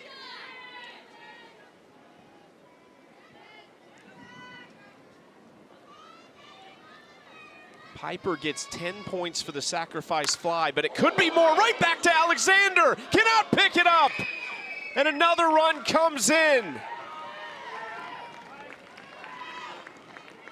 Odyssey says, I'm all right, which is good to see because that was a hot shot right at her. Sydney McKinney has offensively been so sharp this season.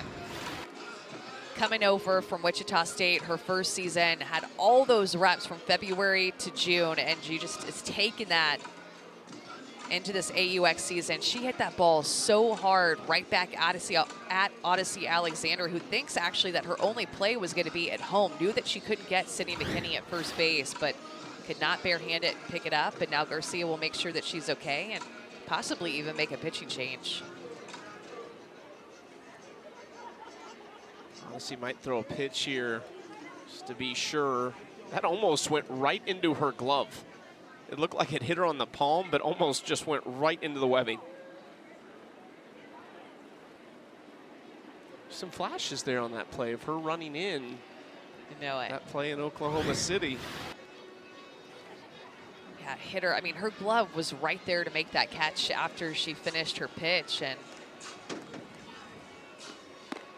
see how much she moves at the end of her pitch too. She lands on her left leg and then goes through her snap and is back on her right leg. So a lot of movement, a little bit off balance there when she finishes her pitch. So unable to come away with that. But man, what a swing by Sydney McKinney when her team has needed her the most from the 9th spot. Odyssey at all costs will want to stay out there. I think she's been hungry for this opportunity. Just her first start, but championship season coming up. She wants to prove something here. She wants to get right and has thrown really well today. She's been in some trouble, but like you said, she seems to get better with runners on base. We've both been waiting for her to get this opportunity, I think.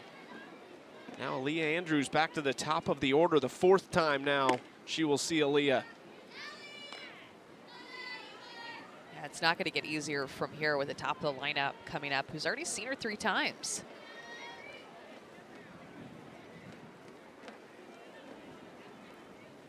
(1-0) to Andrews. In there for strike 1. Aaliyah entered this series with a .500 average, tied at the top of the league.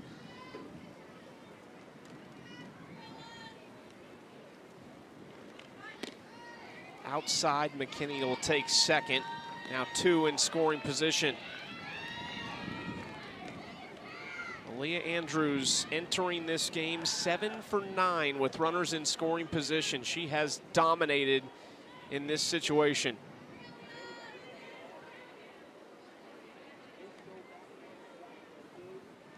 2-1. Yeah, 13 hits on the season entering this game, and half of them have come with runners in scoring position.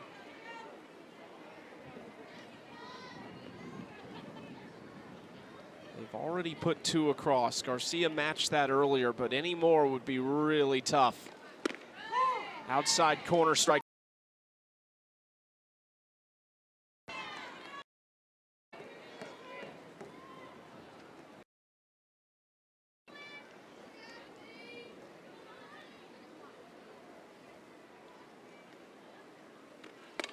Slapped under her glove. Ortez got Andrews at first. A big out right there, but 2 runs do come across. Team Garcia has to respond with at least 2 runs, or it'll be a big swing on the leaderboard.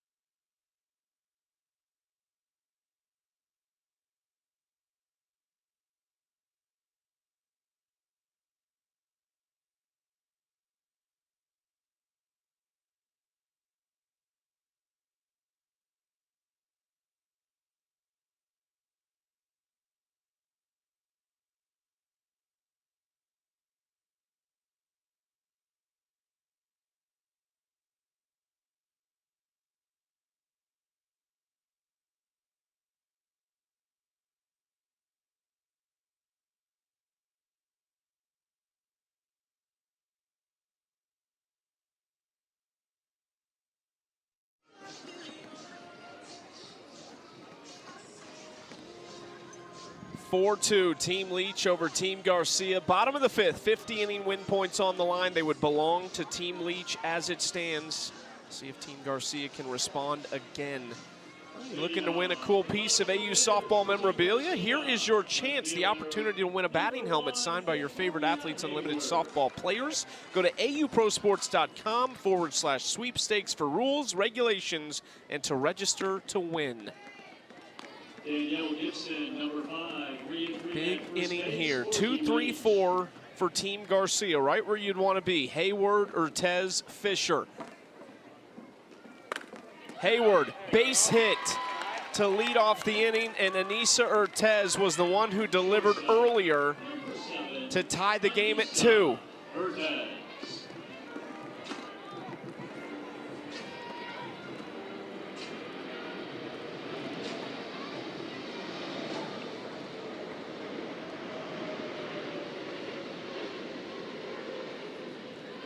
Ortez gonna lay down a bunt this time. Korick fields it and safe at first. The throw a little bit wide, and the tying run is on first now with nobody out. Oh, we've seen the short game used so much in this game and really moving around pitchers and corners. Korick tries to rush her throw, but doesn't throw to the back, throws to where Aubrey Leach is coming from and ends up pulling her off. And now really a dangerous spot to be in with the middle of the order coming up for Team Garcia. It's Sam Fisher now. She shows bunt. They're kind of matching Aubrey Leach's team in their style with all the small ball they've played. You can tell just playing for each inning, playing for 1 run, and of course, really trying to play for 2 runs. Back to Korick, and it got her. She looks like she's all right. It's gonna go into right field. 1 run will score. Ortez thought about it. It's gonna be first and third. I think Korick's all right. First baseman, number 97, Delaney Wynn. Leach wants to talk to her.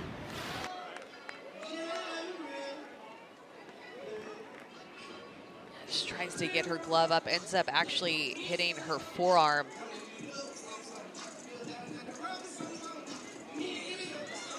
So scary.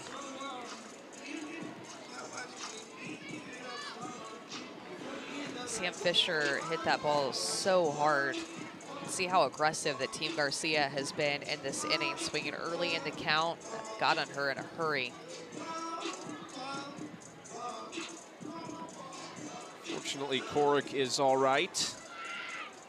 She's got a busy summer ahead as well. She'll head to London just a few days after the conclusion of the AUX season to join Great Britain before they go to Dublin for that World Cup qualifier.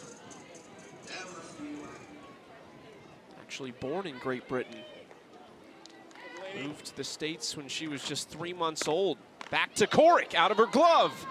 Over to first, that was low and gets away. Gibson throwing home and safe! Tied at 4! What a response from Team Garcia! The ball just continues to. Garcia continues to swing early in the. Like everything is happening so quickly, but Danielle Gibson cannot pick that ball. A throw that she has to catch there to get an out, and no runs would have scored. Look at how aggressive Team Garcia is being. Of course, Ortez sees that ball down and immediately goes to score, sliding behind Asia Malipola. What a chance for Rachel Garcia at the top of the leaderboard with Leach closing the gap. Watch his strike 2, 0-2 count now. I mean, this is worth potentially 50 for Garcia if they win this inning. Plus maybe MVP points! She delivers! All the way to the wall! 2 runs gonna score on the double from Rachel Garcia.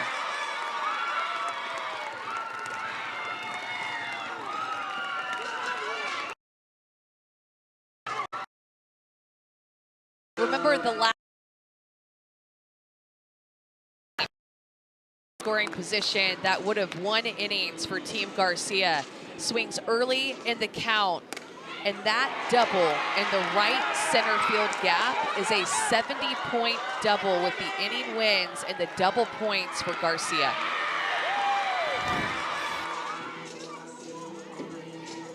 Wow. She had struck out both at bats against Corrick before that. Came up, like you talked about, aggressive, saw just 3 pitches, was down 0-2, and delivers. Kelsey Stewart-Hunter will run for Garcia at second.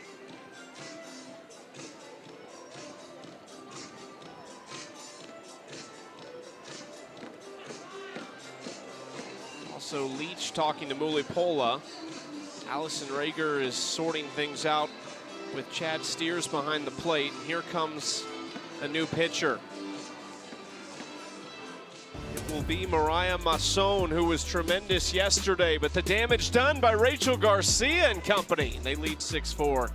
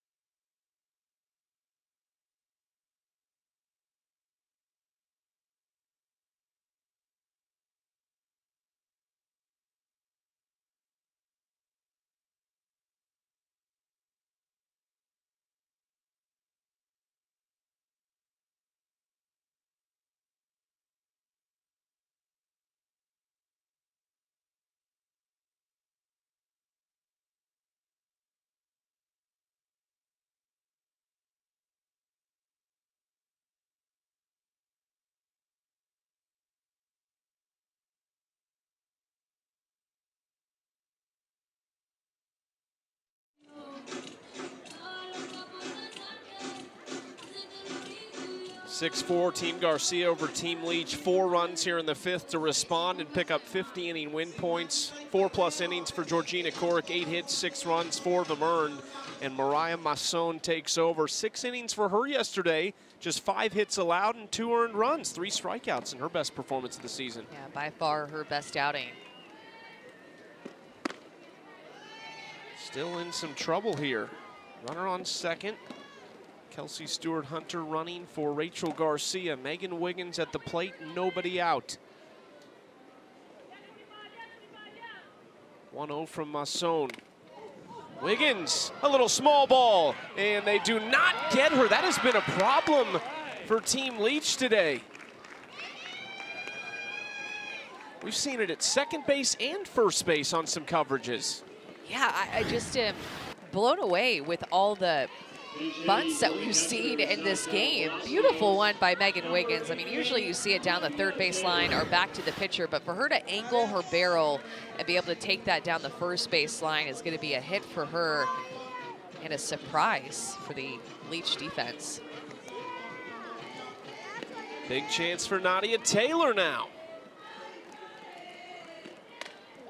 I mean, also, Chucky, they're so aggressive. These are 1-pitch at bats, 2-pitch at bats every single time. I mean, Victoria Hayward started this inning. She led off the inning with a single on a 1-0 pitch, and since then, it has just been like boom, boom, boom, boom, boom. Ortez bunted right after that. We thought maybe she's going to come up and take a big swing after the 2-run home run, but first pitch bunting reached on the air. Sam Fisher was quick with her RBI single. Good spot on the inside corner from Masson. 1-2 the count. 50 points already secured for Team Garcia. Rachel Garcia's lead will grow. She already had the double to deliver that. the grand scheme of things, though, still so much to play for. Team Leach, 2 more innings, but also would like to keep this score as close as possible and maybe come from behind themselves. 2-2 to Taylor. Oh my goodness, look out, Sis Bates. Pulled my hamstring, but I'm good.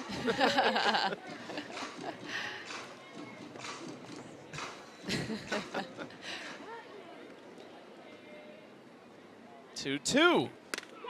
Stays with this one down the left field line and right off the base of the wall in fair territory.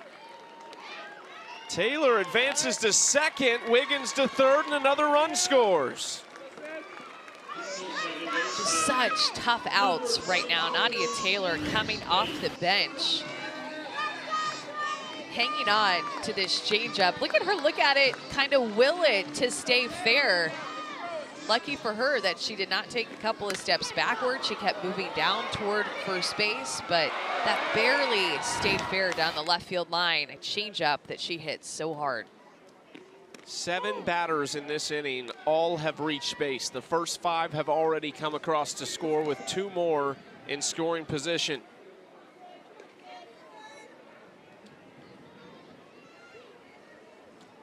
Oh, 0-1 to Sis Bates.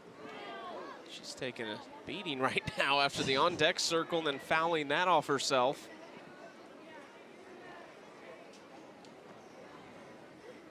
Hopefully she's all right. Rarely do you see Sis Bates without a smile on her face.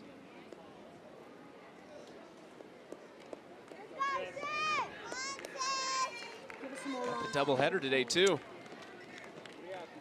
You can just hear Haley McClenny by the netting. There's some young softball players behind her, and she said, give us some more runs here as Bates goes down swinging.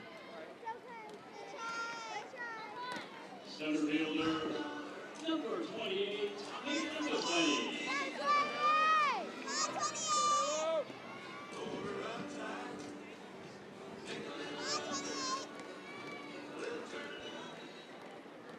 Haley McClenny's chance, still just 1 away.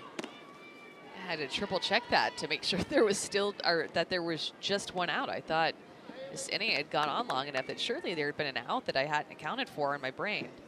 There's some cheerleaders that you're probably hearing on the microphone right by the third base dugout, right by the on-deck circle. They're kind of like pumping up whoever is on deck, you know, like they're giving them good energy right there when they're on deck. Hayward's there right now, probably giving them some love, little cheers that they're doing. Super cute. And yes, we can. There's Victoria Hayward. McClenny was giving him some fist bumps before she came up to the plate. Asia held it there for a second, but no call. After 0 for 3 yesterday with a walk, Haley McClenny came out swinging today, 2 for 3.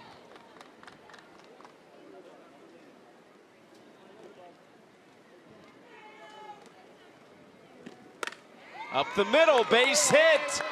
Taylor coming around, she'll hold at third. McClenny at first on the RBI single. Just extending this lead and not only trying to secure all these inning points that they got with that Rachel Garcia swing, but trying to extend this lead. Outside corner, and Haley McClenny is just so short to it. Driving right back up the middle of the field. Another run comes across.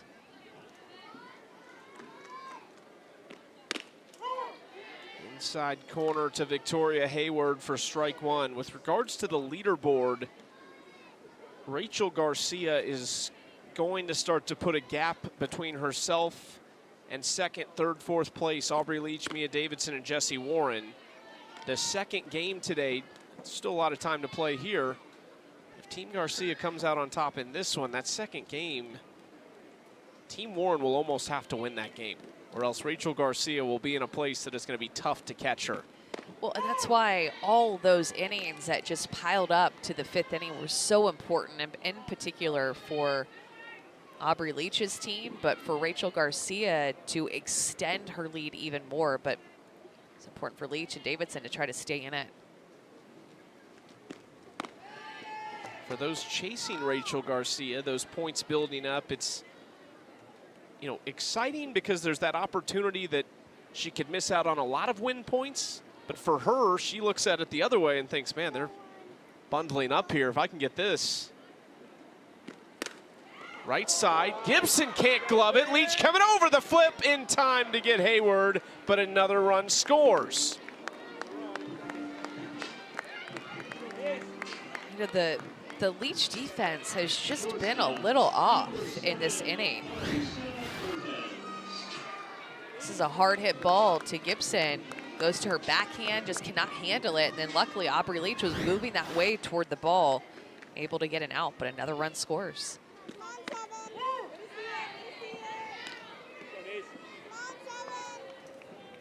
Ortez, you can hear her cheerleading crowd down there on the net. I mean, it's just so cute. I can't even handle it. Great crowd today, and a lot of young softball players getting to take in this awesome game in person. You got it, Seven. You got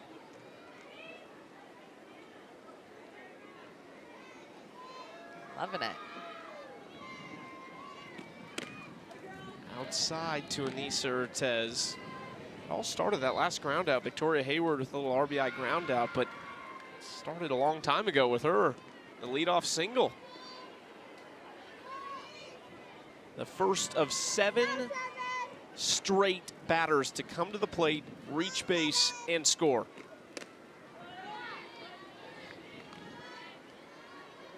It's been a really long inning. I mean, 7 runs scored in this bottom half of the inning. 9 runs scored total in this inning alone between both teams. Team Garcia has done such a good job of answering back whenever Team Leach has put runs on the board.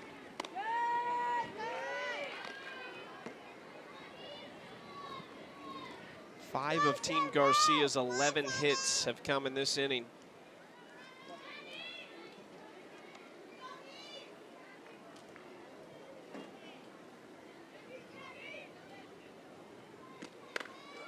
Ortez got a piece of it, foul.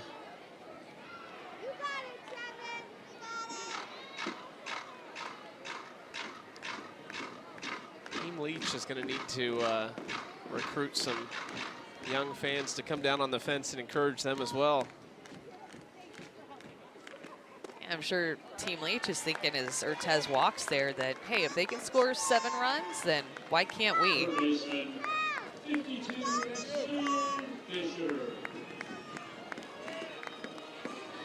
Sam Fisher, another chance. RBI single for her the last time she came to the plate. 2 hits on the day. First look at Masson, though.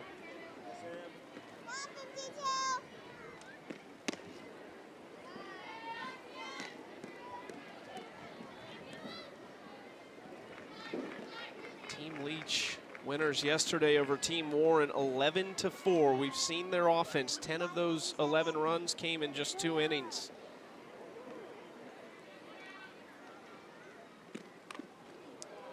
Sam Fisher fouls it off on, I think she does that a lot too. It's kind of a signature of hers.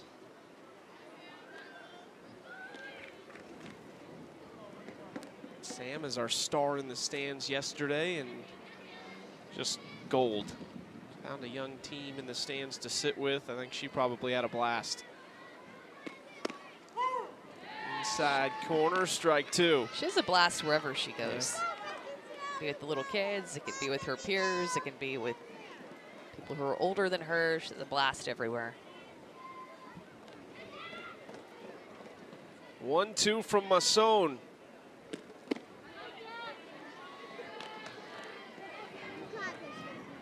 How quickly things can change. Team Leach in the 3rd inning plated 2. Thought maybe they'd get 30 inning win points there. Team Garcia responded. They plated 2 here in the 5th with 50 points on the line, and Team Garcia responded. Leach to the ground, gets through. The 8th run of the inning scores.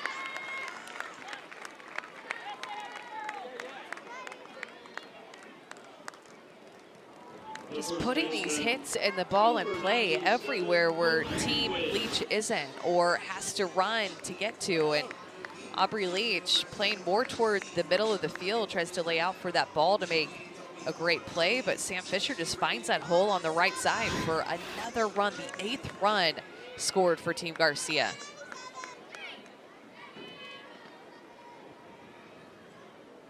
Delaney Wiz reached on an error the last time and came around to score.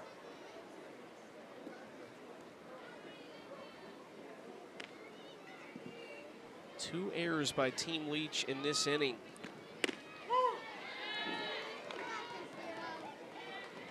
And just one of those innings where it kind of feels like more. There's 2 on the board, as you just mentioned, like that are just officially in our scorebook, but some other mistakes that have been uncharacteristic. Toward Leach, scoops it up, and finally, the 5th inning comes to an end. 8 runs for Team Garcia, 50 inning win points for everybody in their team.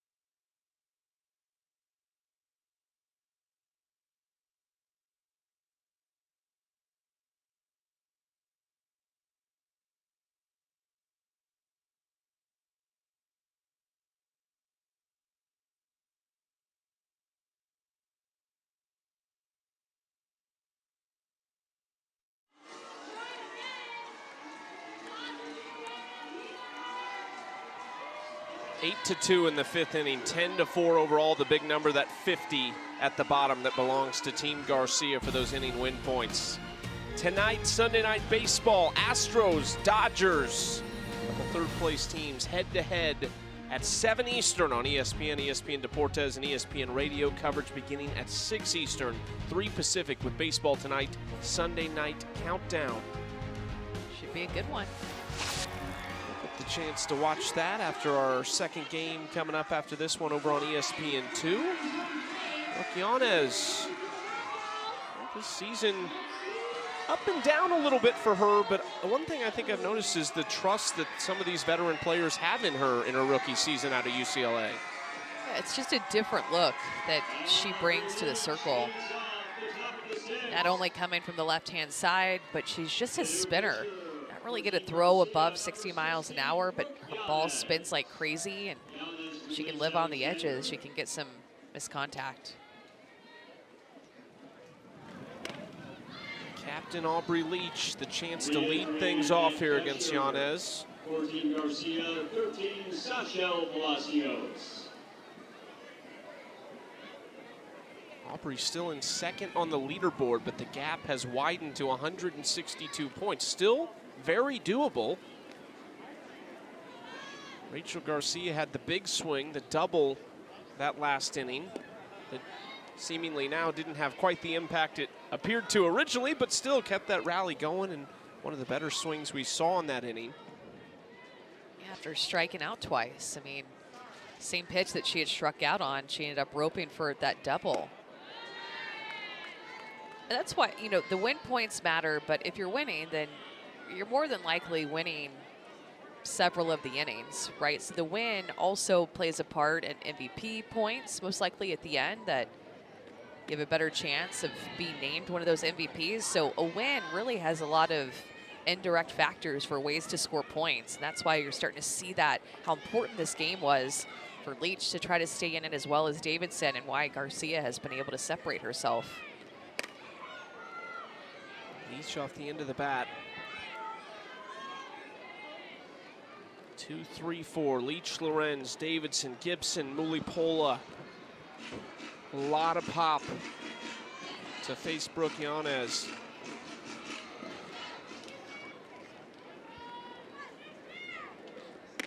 Inside, Leach is on.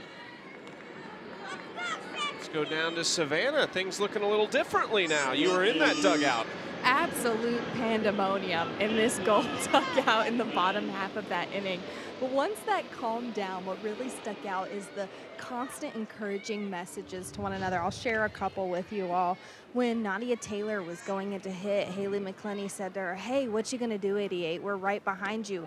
After they put up those couple of runs, Sachelle Palacios looks to Odyssey Alexander and says, "Hey, we've got your back. We're gonna support you in this inning."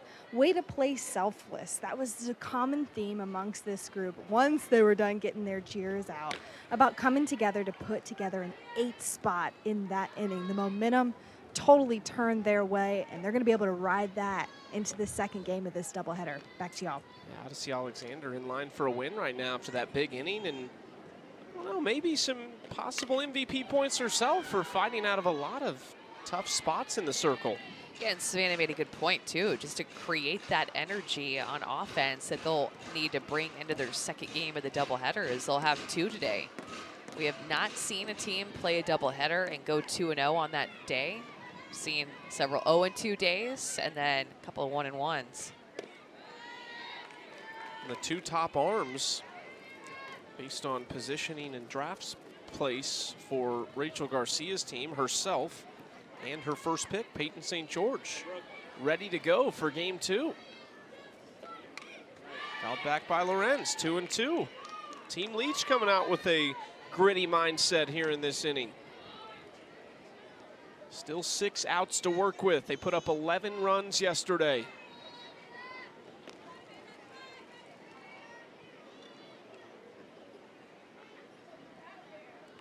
Ten inning points on the line this inning as well. Last year's AUX season was decided by 14 points. Danielle O'Toole taking the crown, Rachel Garcia in second. So when you think about how big just the 10 inning win points are, it could be the difference in being the champion or not. Wynn pushing this out. Hayward coming on, cannot get there.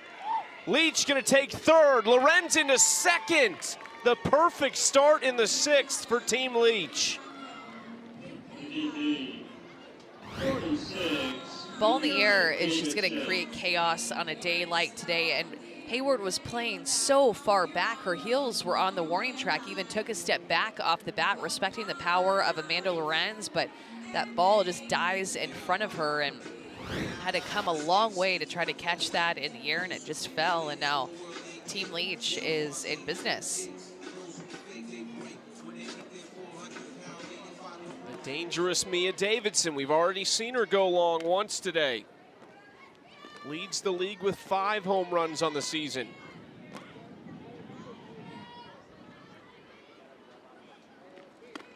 And this is her 10th game. This is not a long season. We're saying 5 home runs. This is game number 10 for Mia Davidson of this season. Yeah, she's either gonna hit a home run or probably get hit by a pitch, or maybe both in some games. She's just 198 out of first place. Chasing her teammate and Rachel Garcia.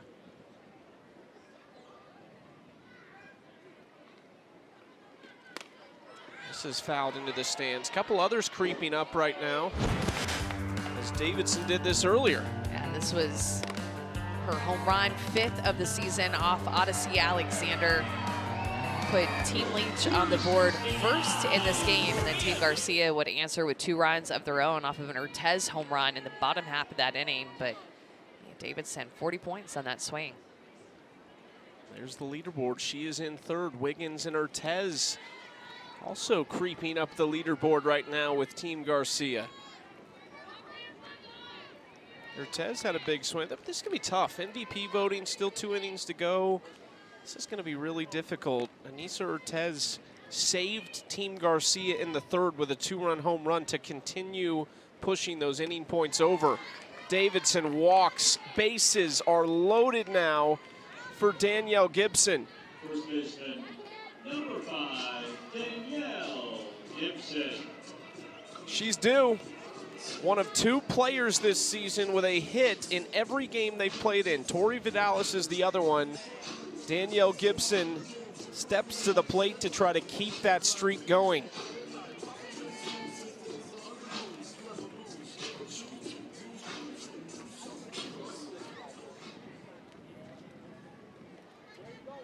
You know they've been talking in that dugout. All 3 at-bats really have been gritty at the plate against Brooke Yanez. First pitch, Gibson watches up and away. And so you're down by 6 runs, and it's like, well, what can we do now? Well, we can try to win these last 2 innings. And if we start to try to win those last 2 innings, maybe we'll score enough runs to potentially claw back into this game and win the game. And that's why you love the scoring, is because you're never really out of the game. You can always find ways to score points and try to climb that leaderboard. Start to do all the little things, and they add up to big things. Ground ball right side, Bates coming home. They get Leach going home, and the bases stay loaded with 1 out. The catcher, number 15, Deja Mulipola. Deja Mulipola. 6 hits this season, 4 of them home runs. You know, I think it's worth saying too, Chucky, you might be surprised to see somebody have a 6-run lead and a ground ball with the bases loaded for the defender to go home instead of just taking the easy out to first. But that's the difference maker in Athletes Unlimited, because Sis Bates trying to cut down that runner from home to try to win this inning's points and not just win the game. Yanez exits. Odyssey Alexander re-entering into the circle after 5 strong. She has been the magician with runners on, so they bring her back. Very interesting move here. She had thrown 112 pitches, and her start to start this game.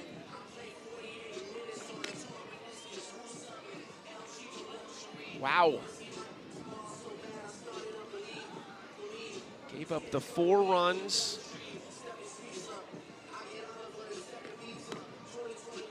Throwing to Sachel Palacios, still behind the plate with one of the most dangerous power hitters on the planet coming up in Deja Mulipola. Mulipola 0 for 1 with 2 walks, all 3 at bats coming against Odyssey Alexander.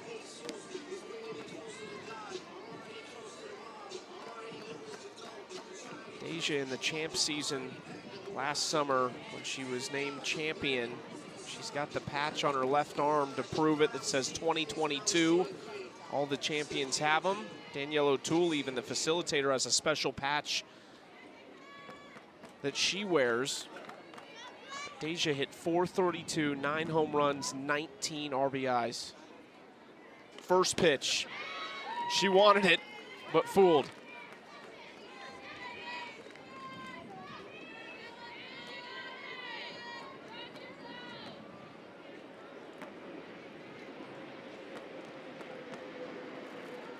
Oh, 1. Ground ball left side. Fisher steps on third, double play! Enter Odyssey, and she gets out of it immediately. And Sam Fisher had a decision there with exactly where she wanted to go. Did she want to go home? As soon as she fielded it, she could tell she thought about it. What would be the best chance for a double play? And it's to take a couple of steps to third and then throw all the way across the diamond to get out of it again.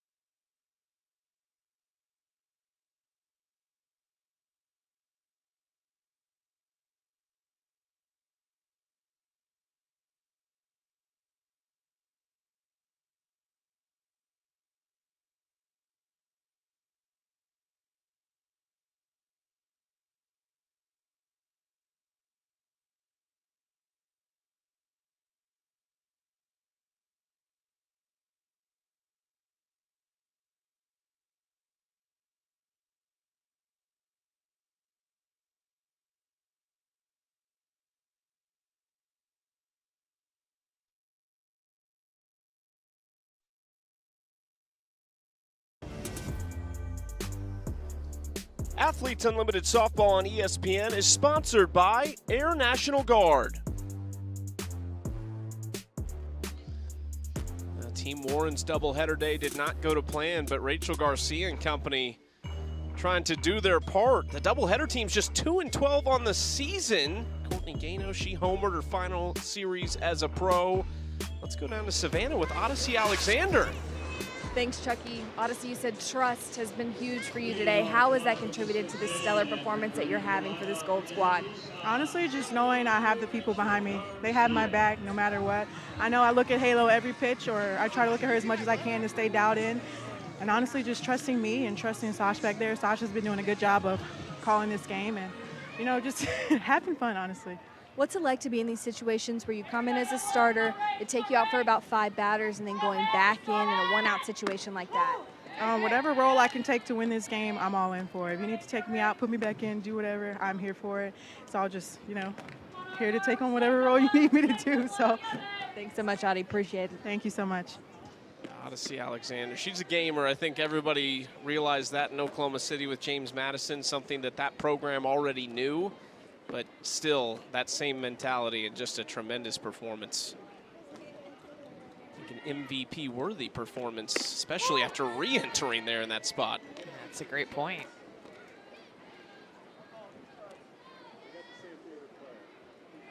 $11 runners left on base for Team Leach.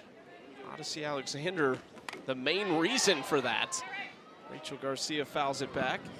I like that we've started to see some more pitchers start to figure it out in Series 3, including Mariah Masson, who had a quality start yesterday. And of course, Rachel Garcia has been putting together quality starts, and Peyton St. George added to that list too, throwing well. Throw in Kat Sandercock, who recently signed out of Florida State. She will be here for the championship season starting in just about 4 weeks. Bring back Alyssa Denham, who almost won it last year as that squirts through the 5-6 hole. Rachel Garcia, back-to-back hits. The 2 RBI double last time she was up.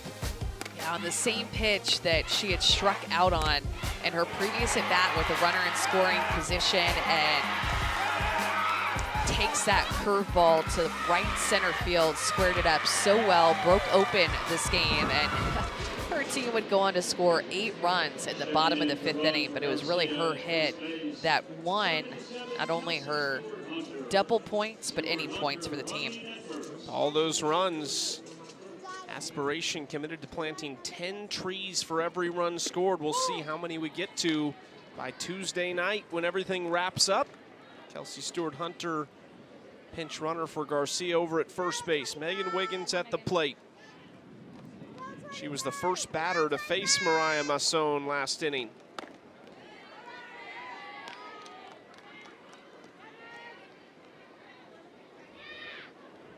Four points shy of the 1,000 point mark for Wiggins.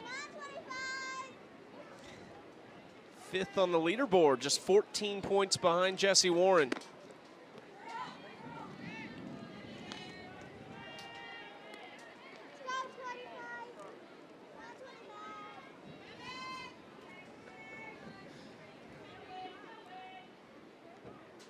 Two one coming. Good spot from Masson. It's such a good just warm-up practice for the championship season when you mentioned all those other just electric, talented players will be joining, like Kat Sandercock and a lot of other really big names. Gwen Sveck is coming back, Hannah Flippin. I mean, the list can go on and on. We'll see Sydney Littlejohn-Watkins come back and throw her curveball all over the plate.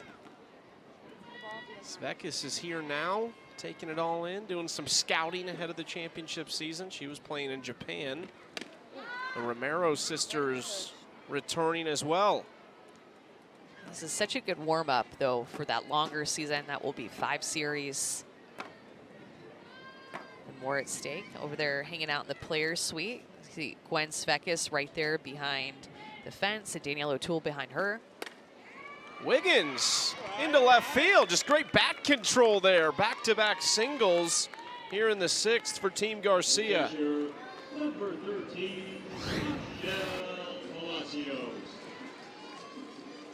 And she is just able to get her barrel to that outside pitch.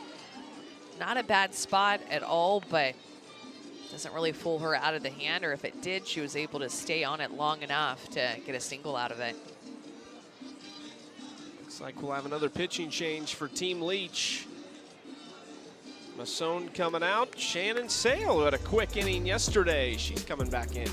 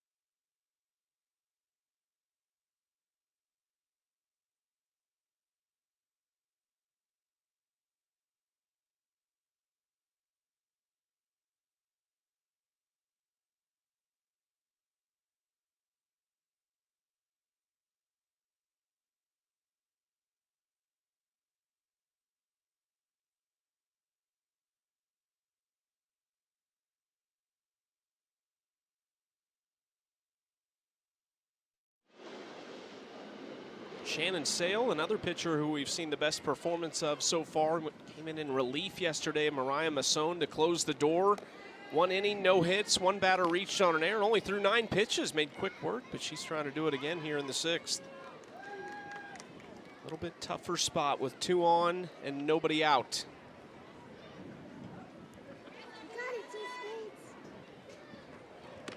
Palacios watches the first 2 pitches to work a 2-0 count.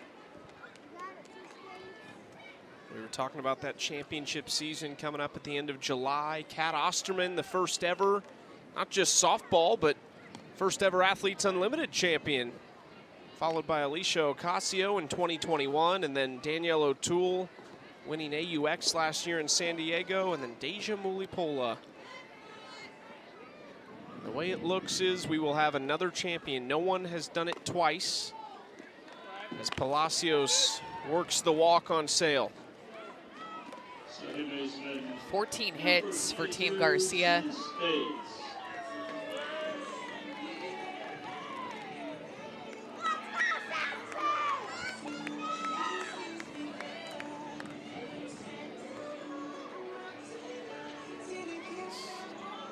Conversation right now in the circle.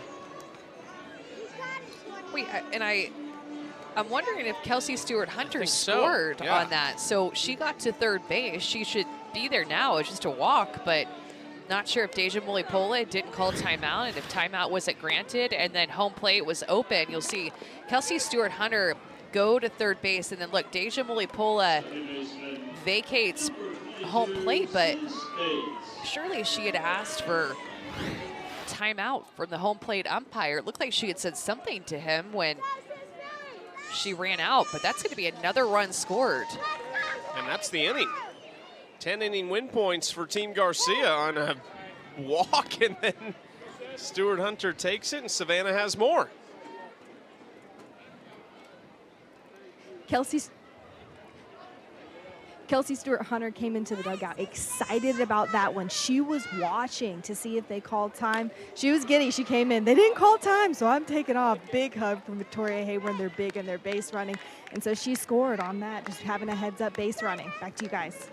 It did look like Deja Mulipola turned a little bit to the home plate umpire as he took off his mask, but maybe not, or he didn't hear her, or she didn't ever really ask and just ran. But heads up play by Kelsey Stewart-Hunter. You just don't see this very often. All these little kids that you see in the stands, sometimes this will happen at their game where they'll take extra base. It just looked like she said something to him, and Kelsey Stewart just continued to go home and score. It was almost unbelievable. And never went back to third base because she had scored a run. We have not had a sweep this year of all the win points.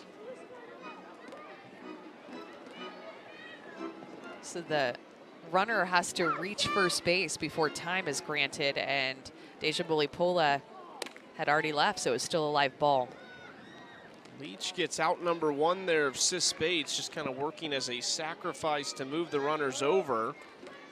You see something new in every game, don't you, Chucky? Always. I mean, that like every single baseball or softball game, you are sure to see something that you've never seen before. We have not had a sweep, though, of all the win points. We have seen 110 out of the 120 a couple times. Have not had a sweep, though. Could this be the one? McClenny swinging first pitch. Extra bases for Haley McClenny. Her first double of the season. After breaking that 6-game hit streak and going 0 for 3 yesterday, she's had 4 hits today. A 4 for 5 day for Haley McClenny, who's been aggressive early in the count and then also just super comfortable with 2 strikes, doing it all as the leadoff hitter for Team Garcia. Still just 1 out. This was a 2-2 game entering the 5th inning. A couple frames later, we have seen 13 runs come across combined, 11 for Team Garcia. Hayward, right center field. Both gaps being tested here, and back-to-back doubles for McClenny and Hayward.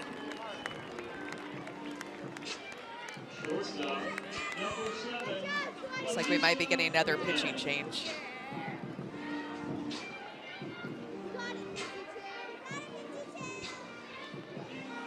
Leach coming in to talk to Chad Steers behind the plate. Anissa Ortez is due up next. Still just the 1 out and a runner on second. This one getting away from Aubrey Leach and company. They will have a chance tomorrow to make up for it, though, with their doubleheader. Masson is actually the one who will come back in for Shannon Sale.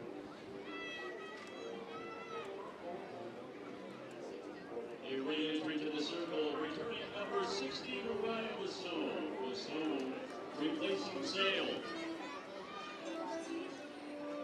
She will face Ortez and Fisher.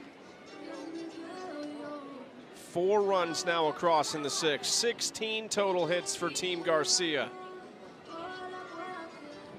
1 more game still to come for Team Garcia. They'll face Team Warren, who they beat yesterday 6-3. Strike 1 from Masson to Ortez. That wind is still just blowing like crazy, blowing around our cameras. I think it's even picked up some. Look at that.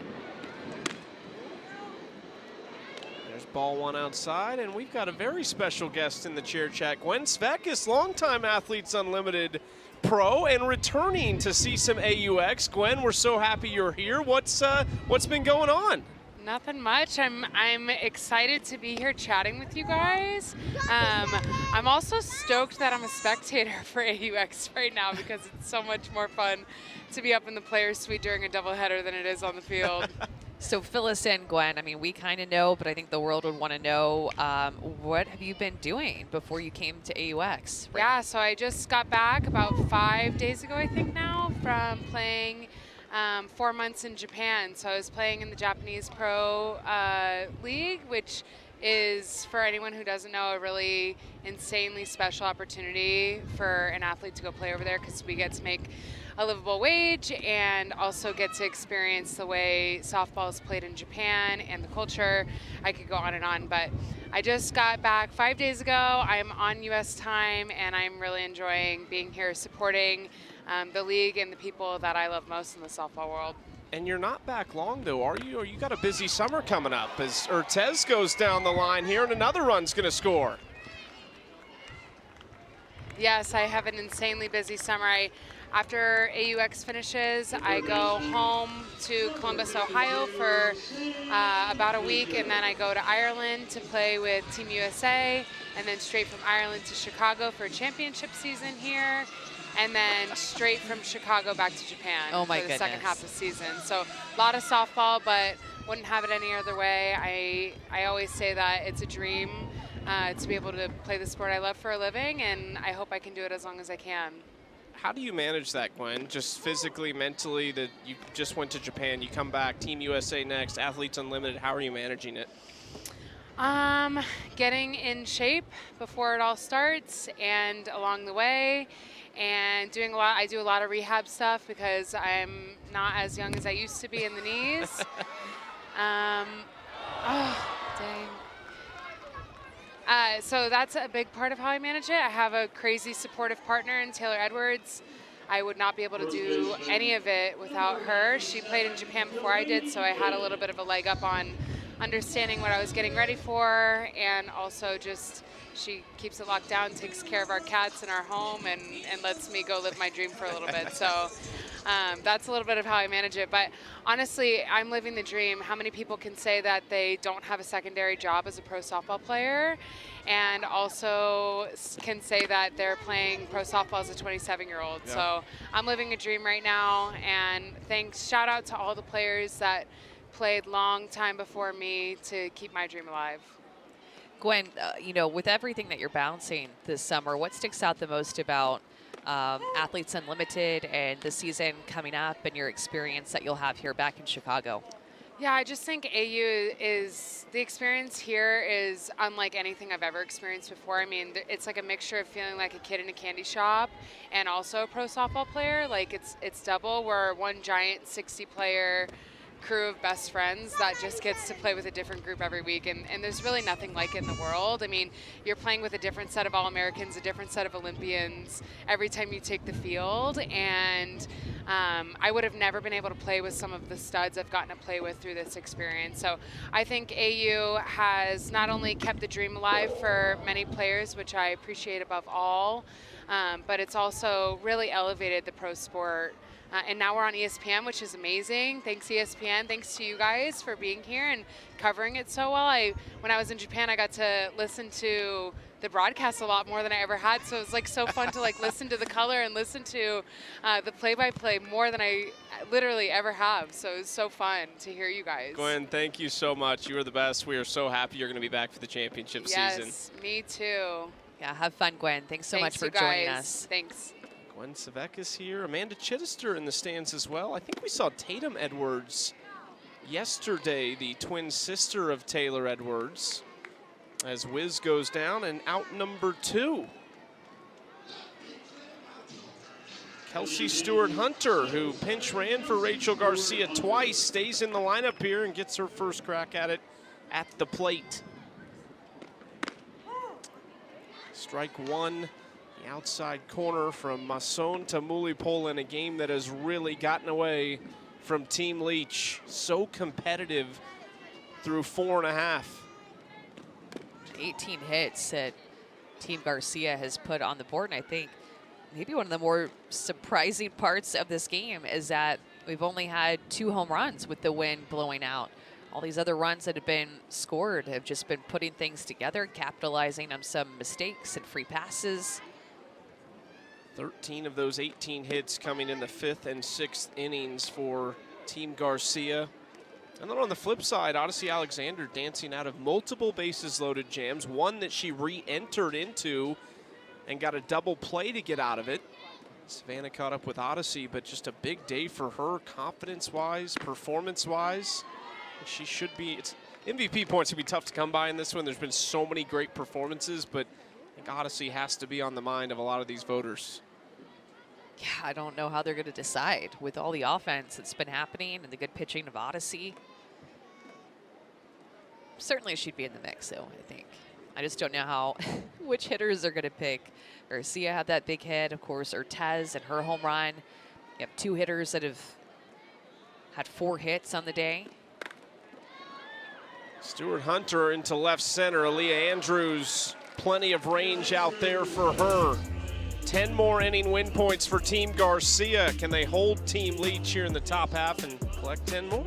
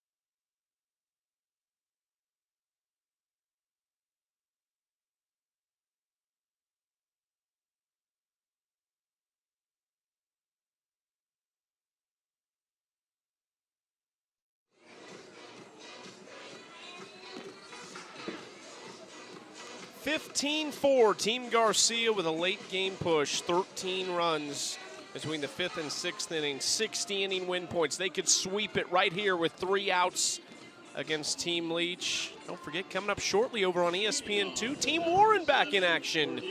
Game 2 for Team Garcia. There's Megan Faremo, Nicole Mendez, maybe Andrea Filler there. It's hard to say the head down, but they are set to play next, and they need one for their chances on the leaderboard, their individual players as a team as well. After going 0-2 yesterday, have to think they're hungry. Brooke Yanez back in for Team Garcia. 7, 8, 9, Zirkle, Piper, McKinney for Yanez here.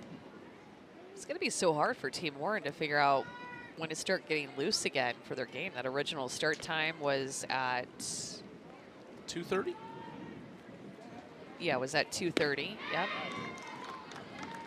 And then there will be such a quick turnaround in between games, so the pitchers really have to kind of space it out when they want to warm up, how they want to warm up, and how quickly they can get back in gear for the game, as there will be a quick turnaround between this doubleheader. That one is coming up on ESPN2, so be sure to switch over. We'll see you there. Saw Faremo yesterday. It'll be Carrie Eberly getting the start for Team Warren today.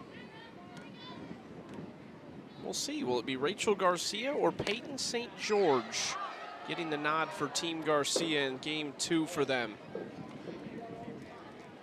Yeah, I wonder. Good options.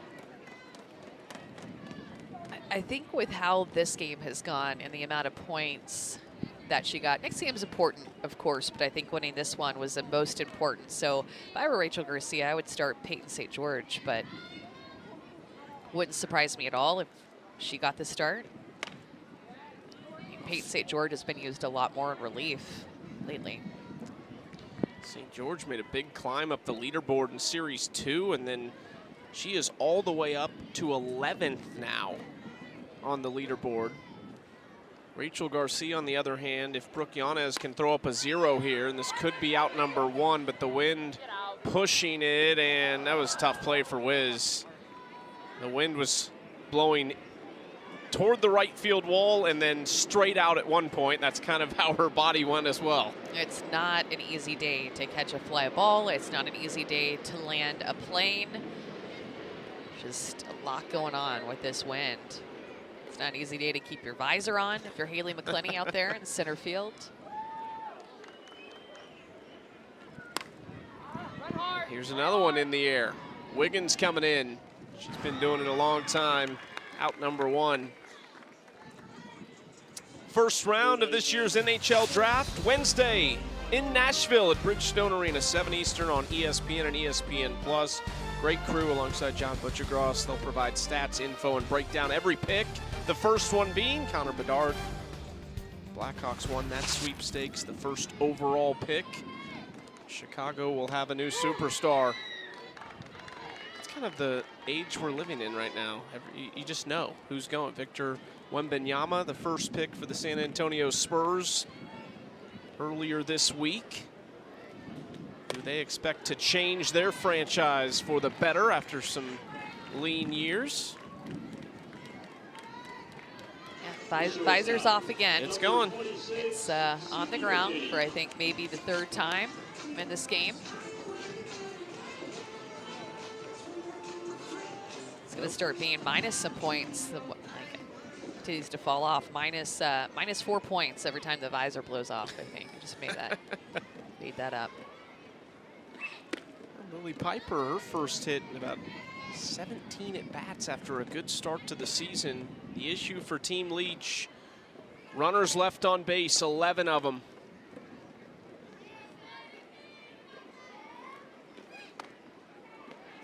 Yanez trying to dial it in right now. 2-0 count to Sydney McKinney.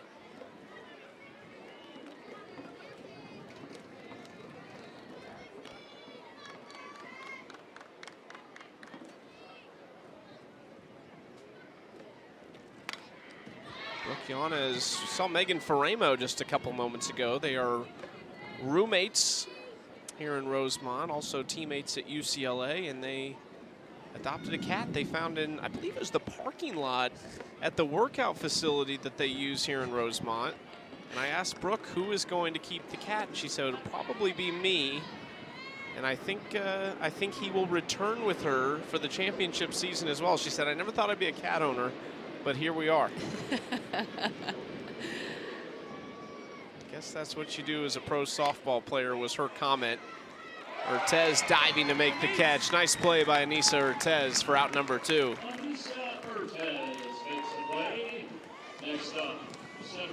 One out away from securing the 10-inning win points and 50 for the game. It would be the first sweep of all the win points of the AUX season.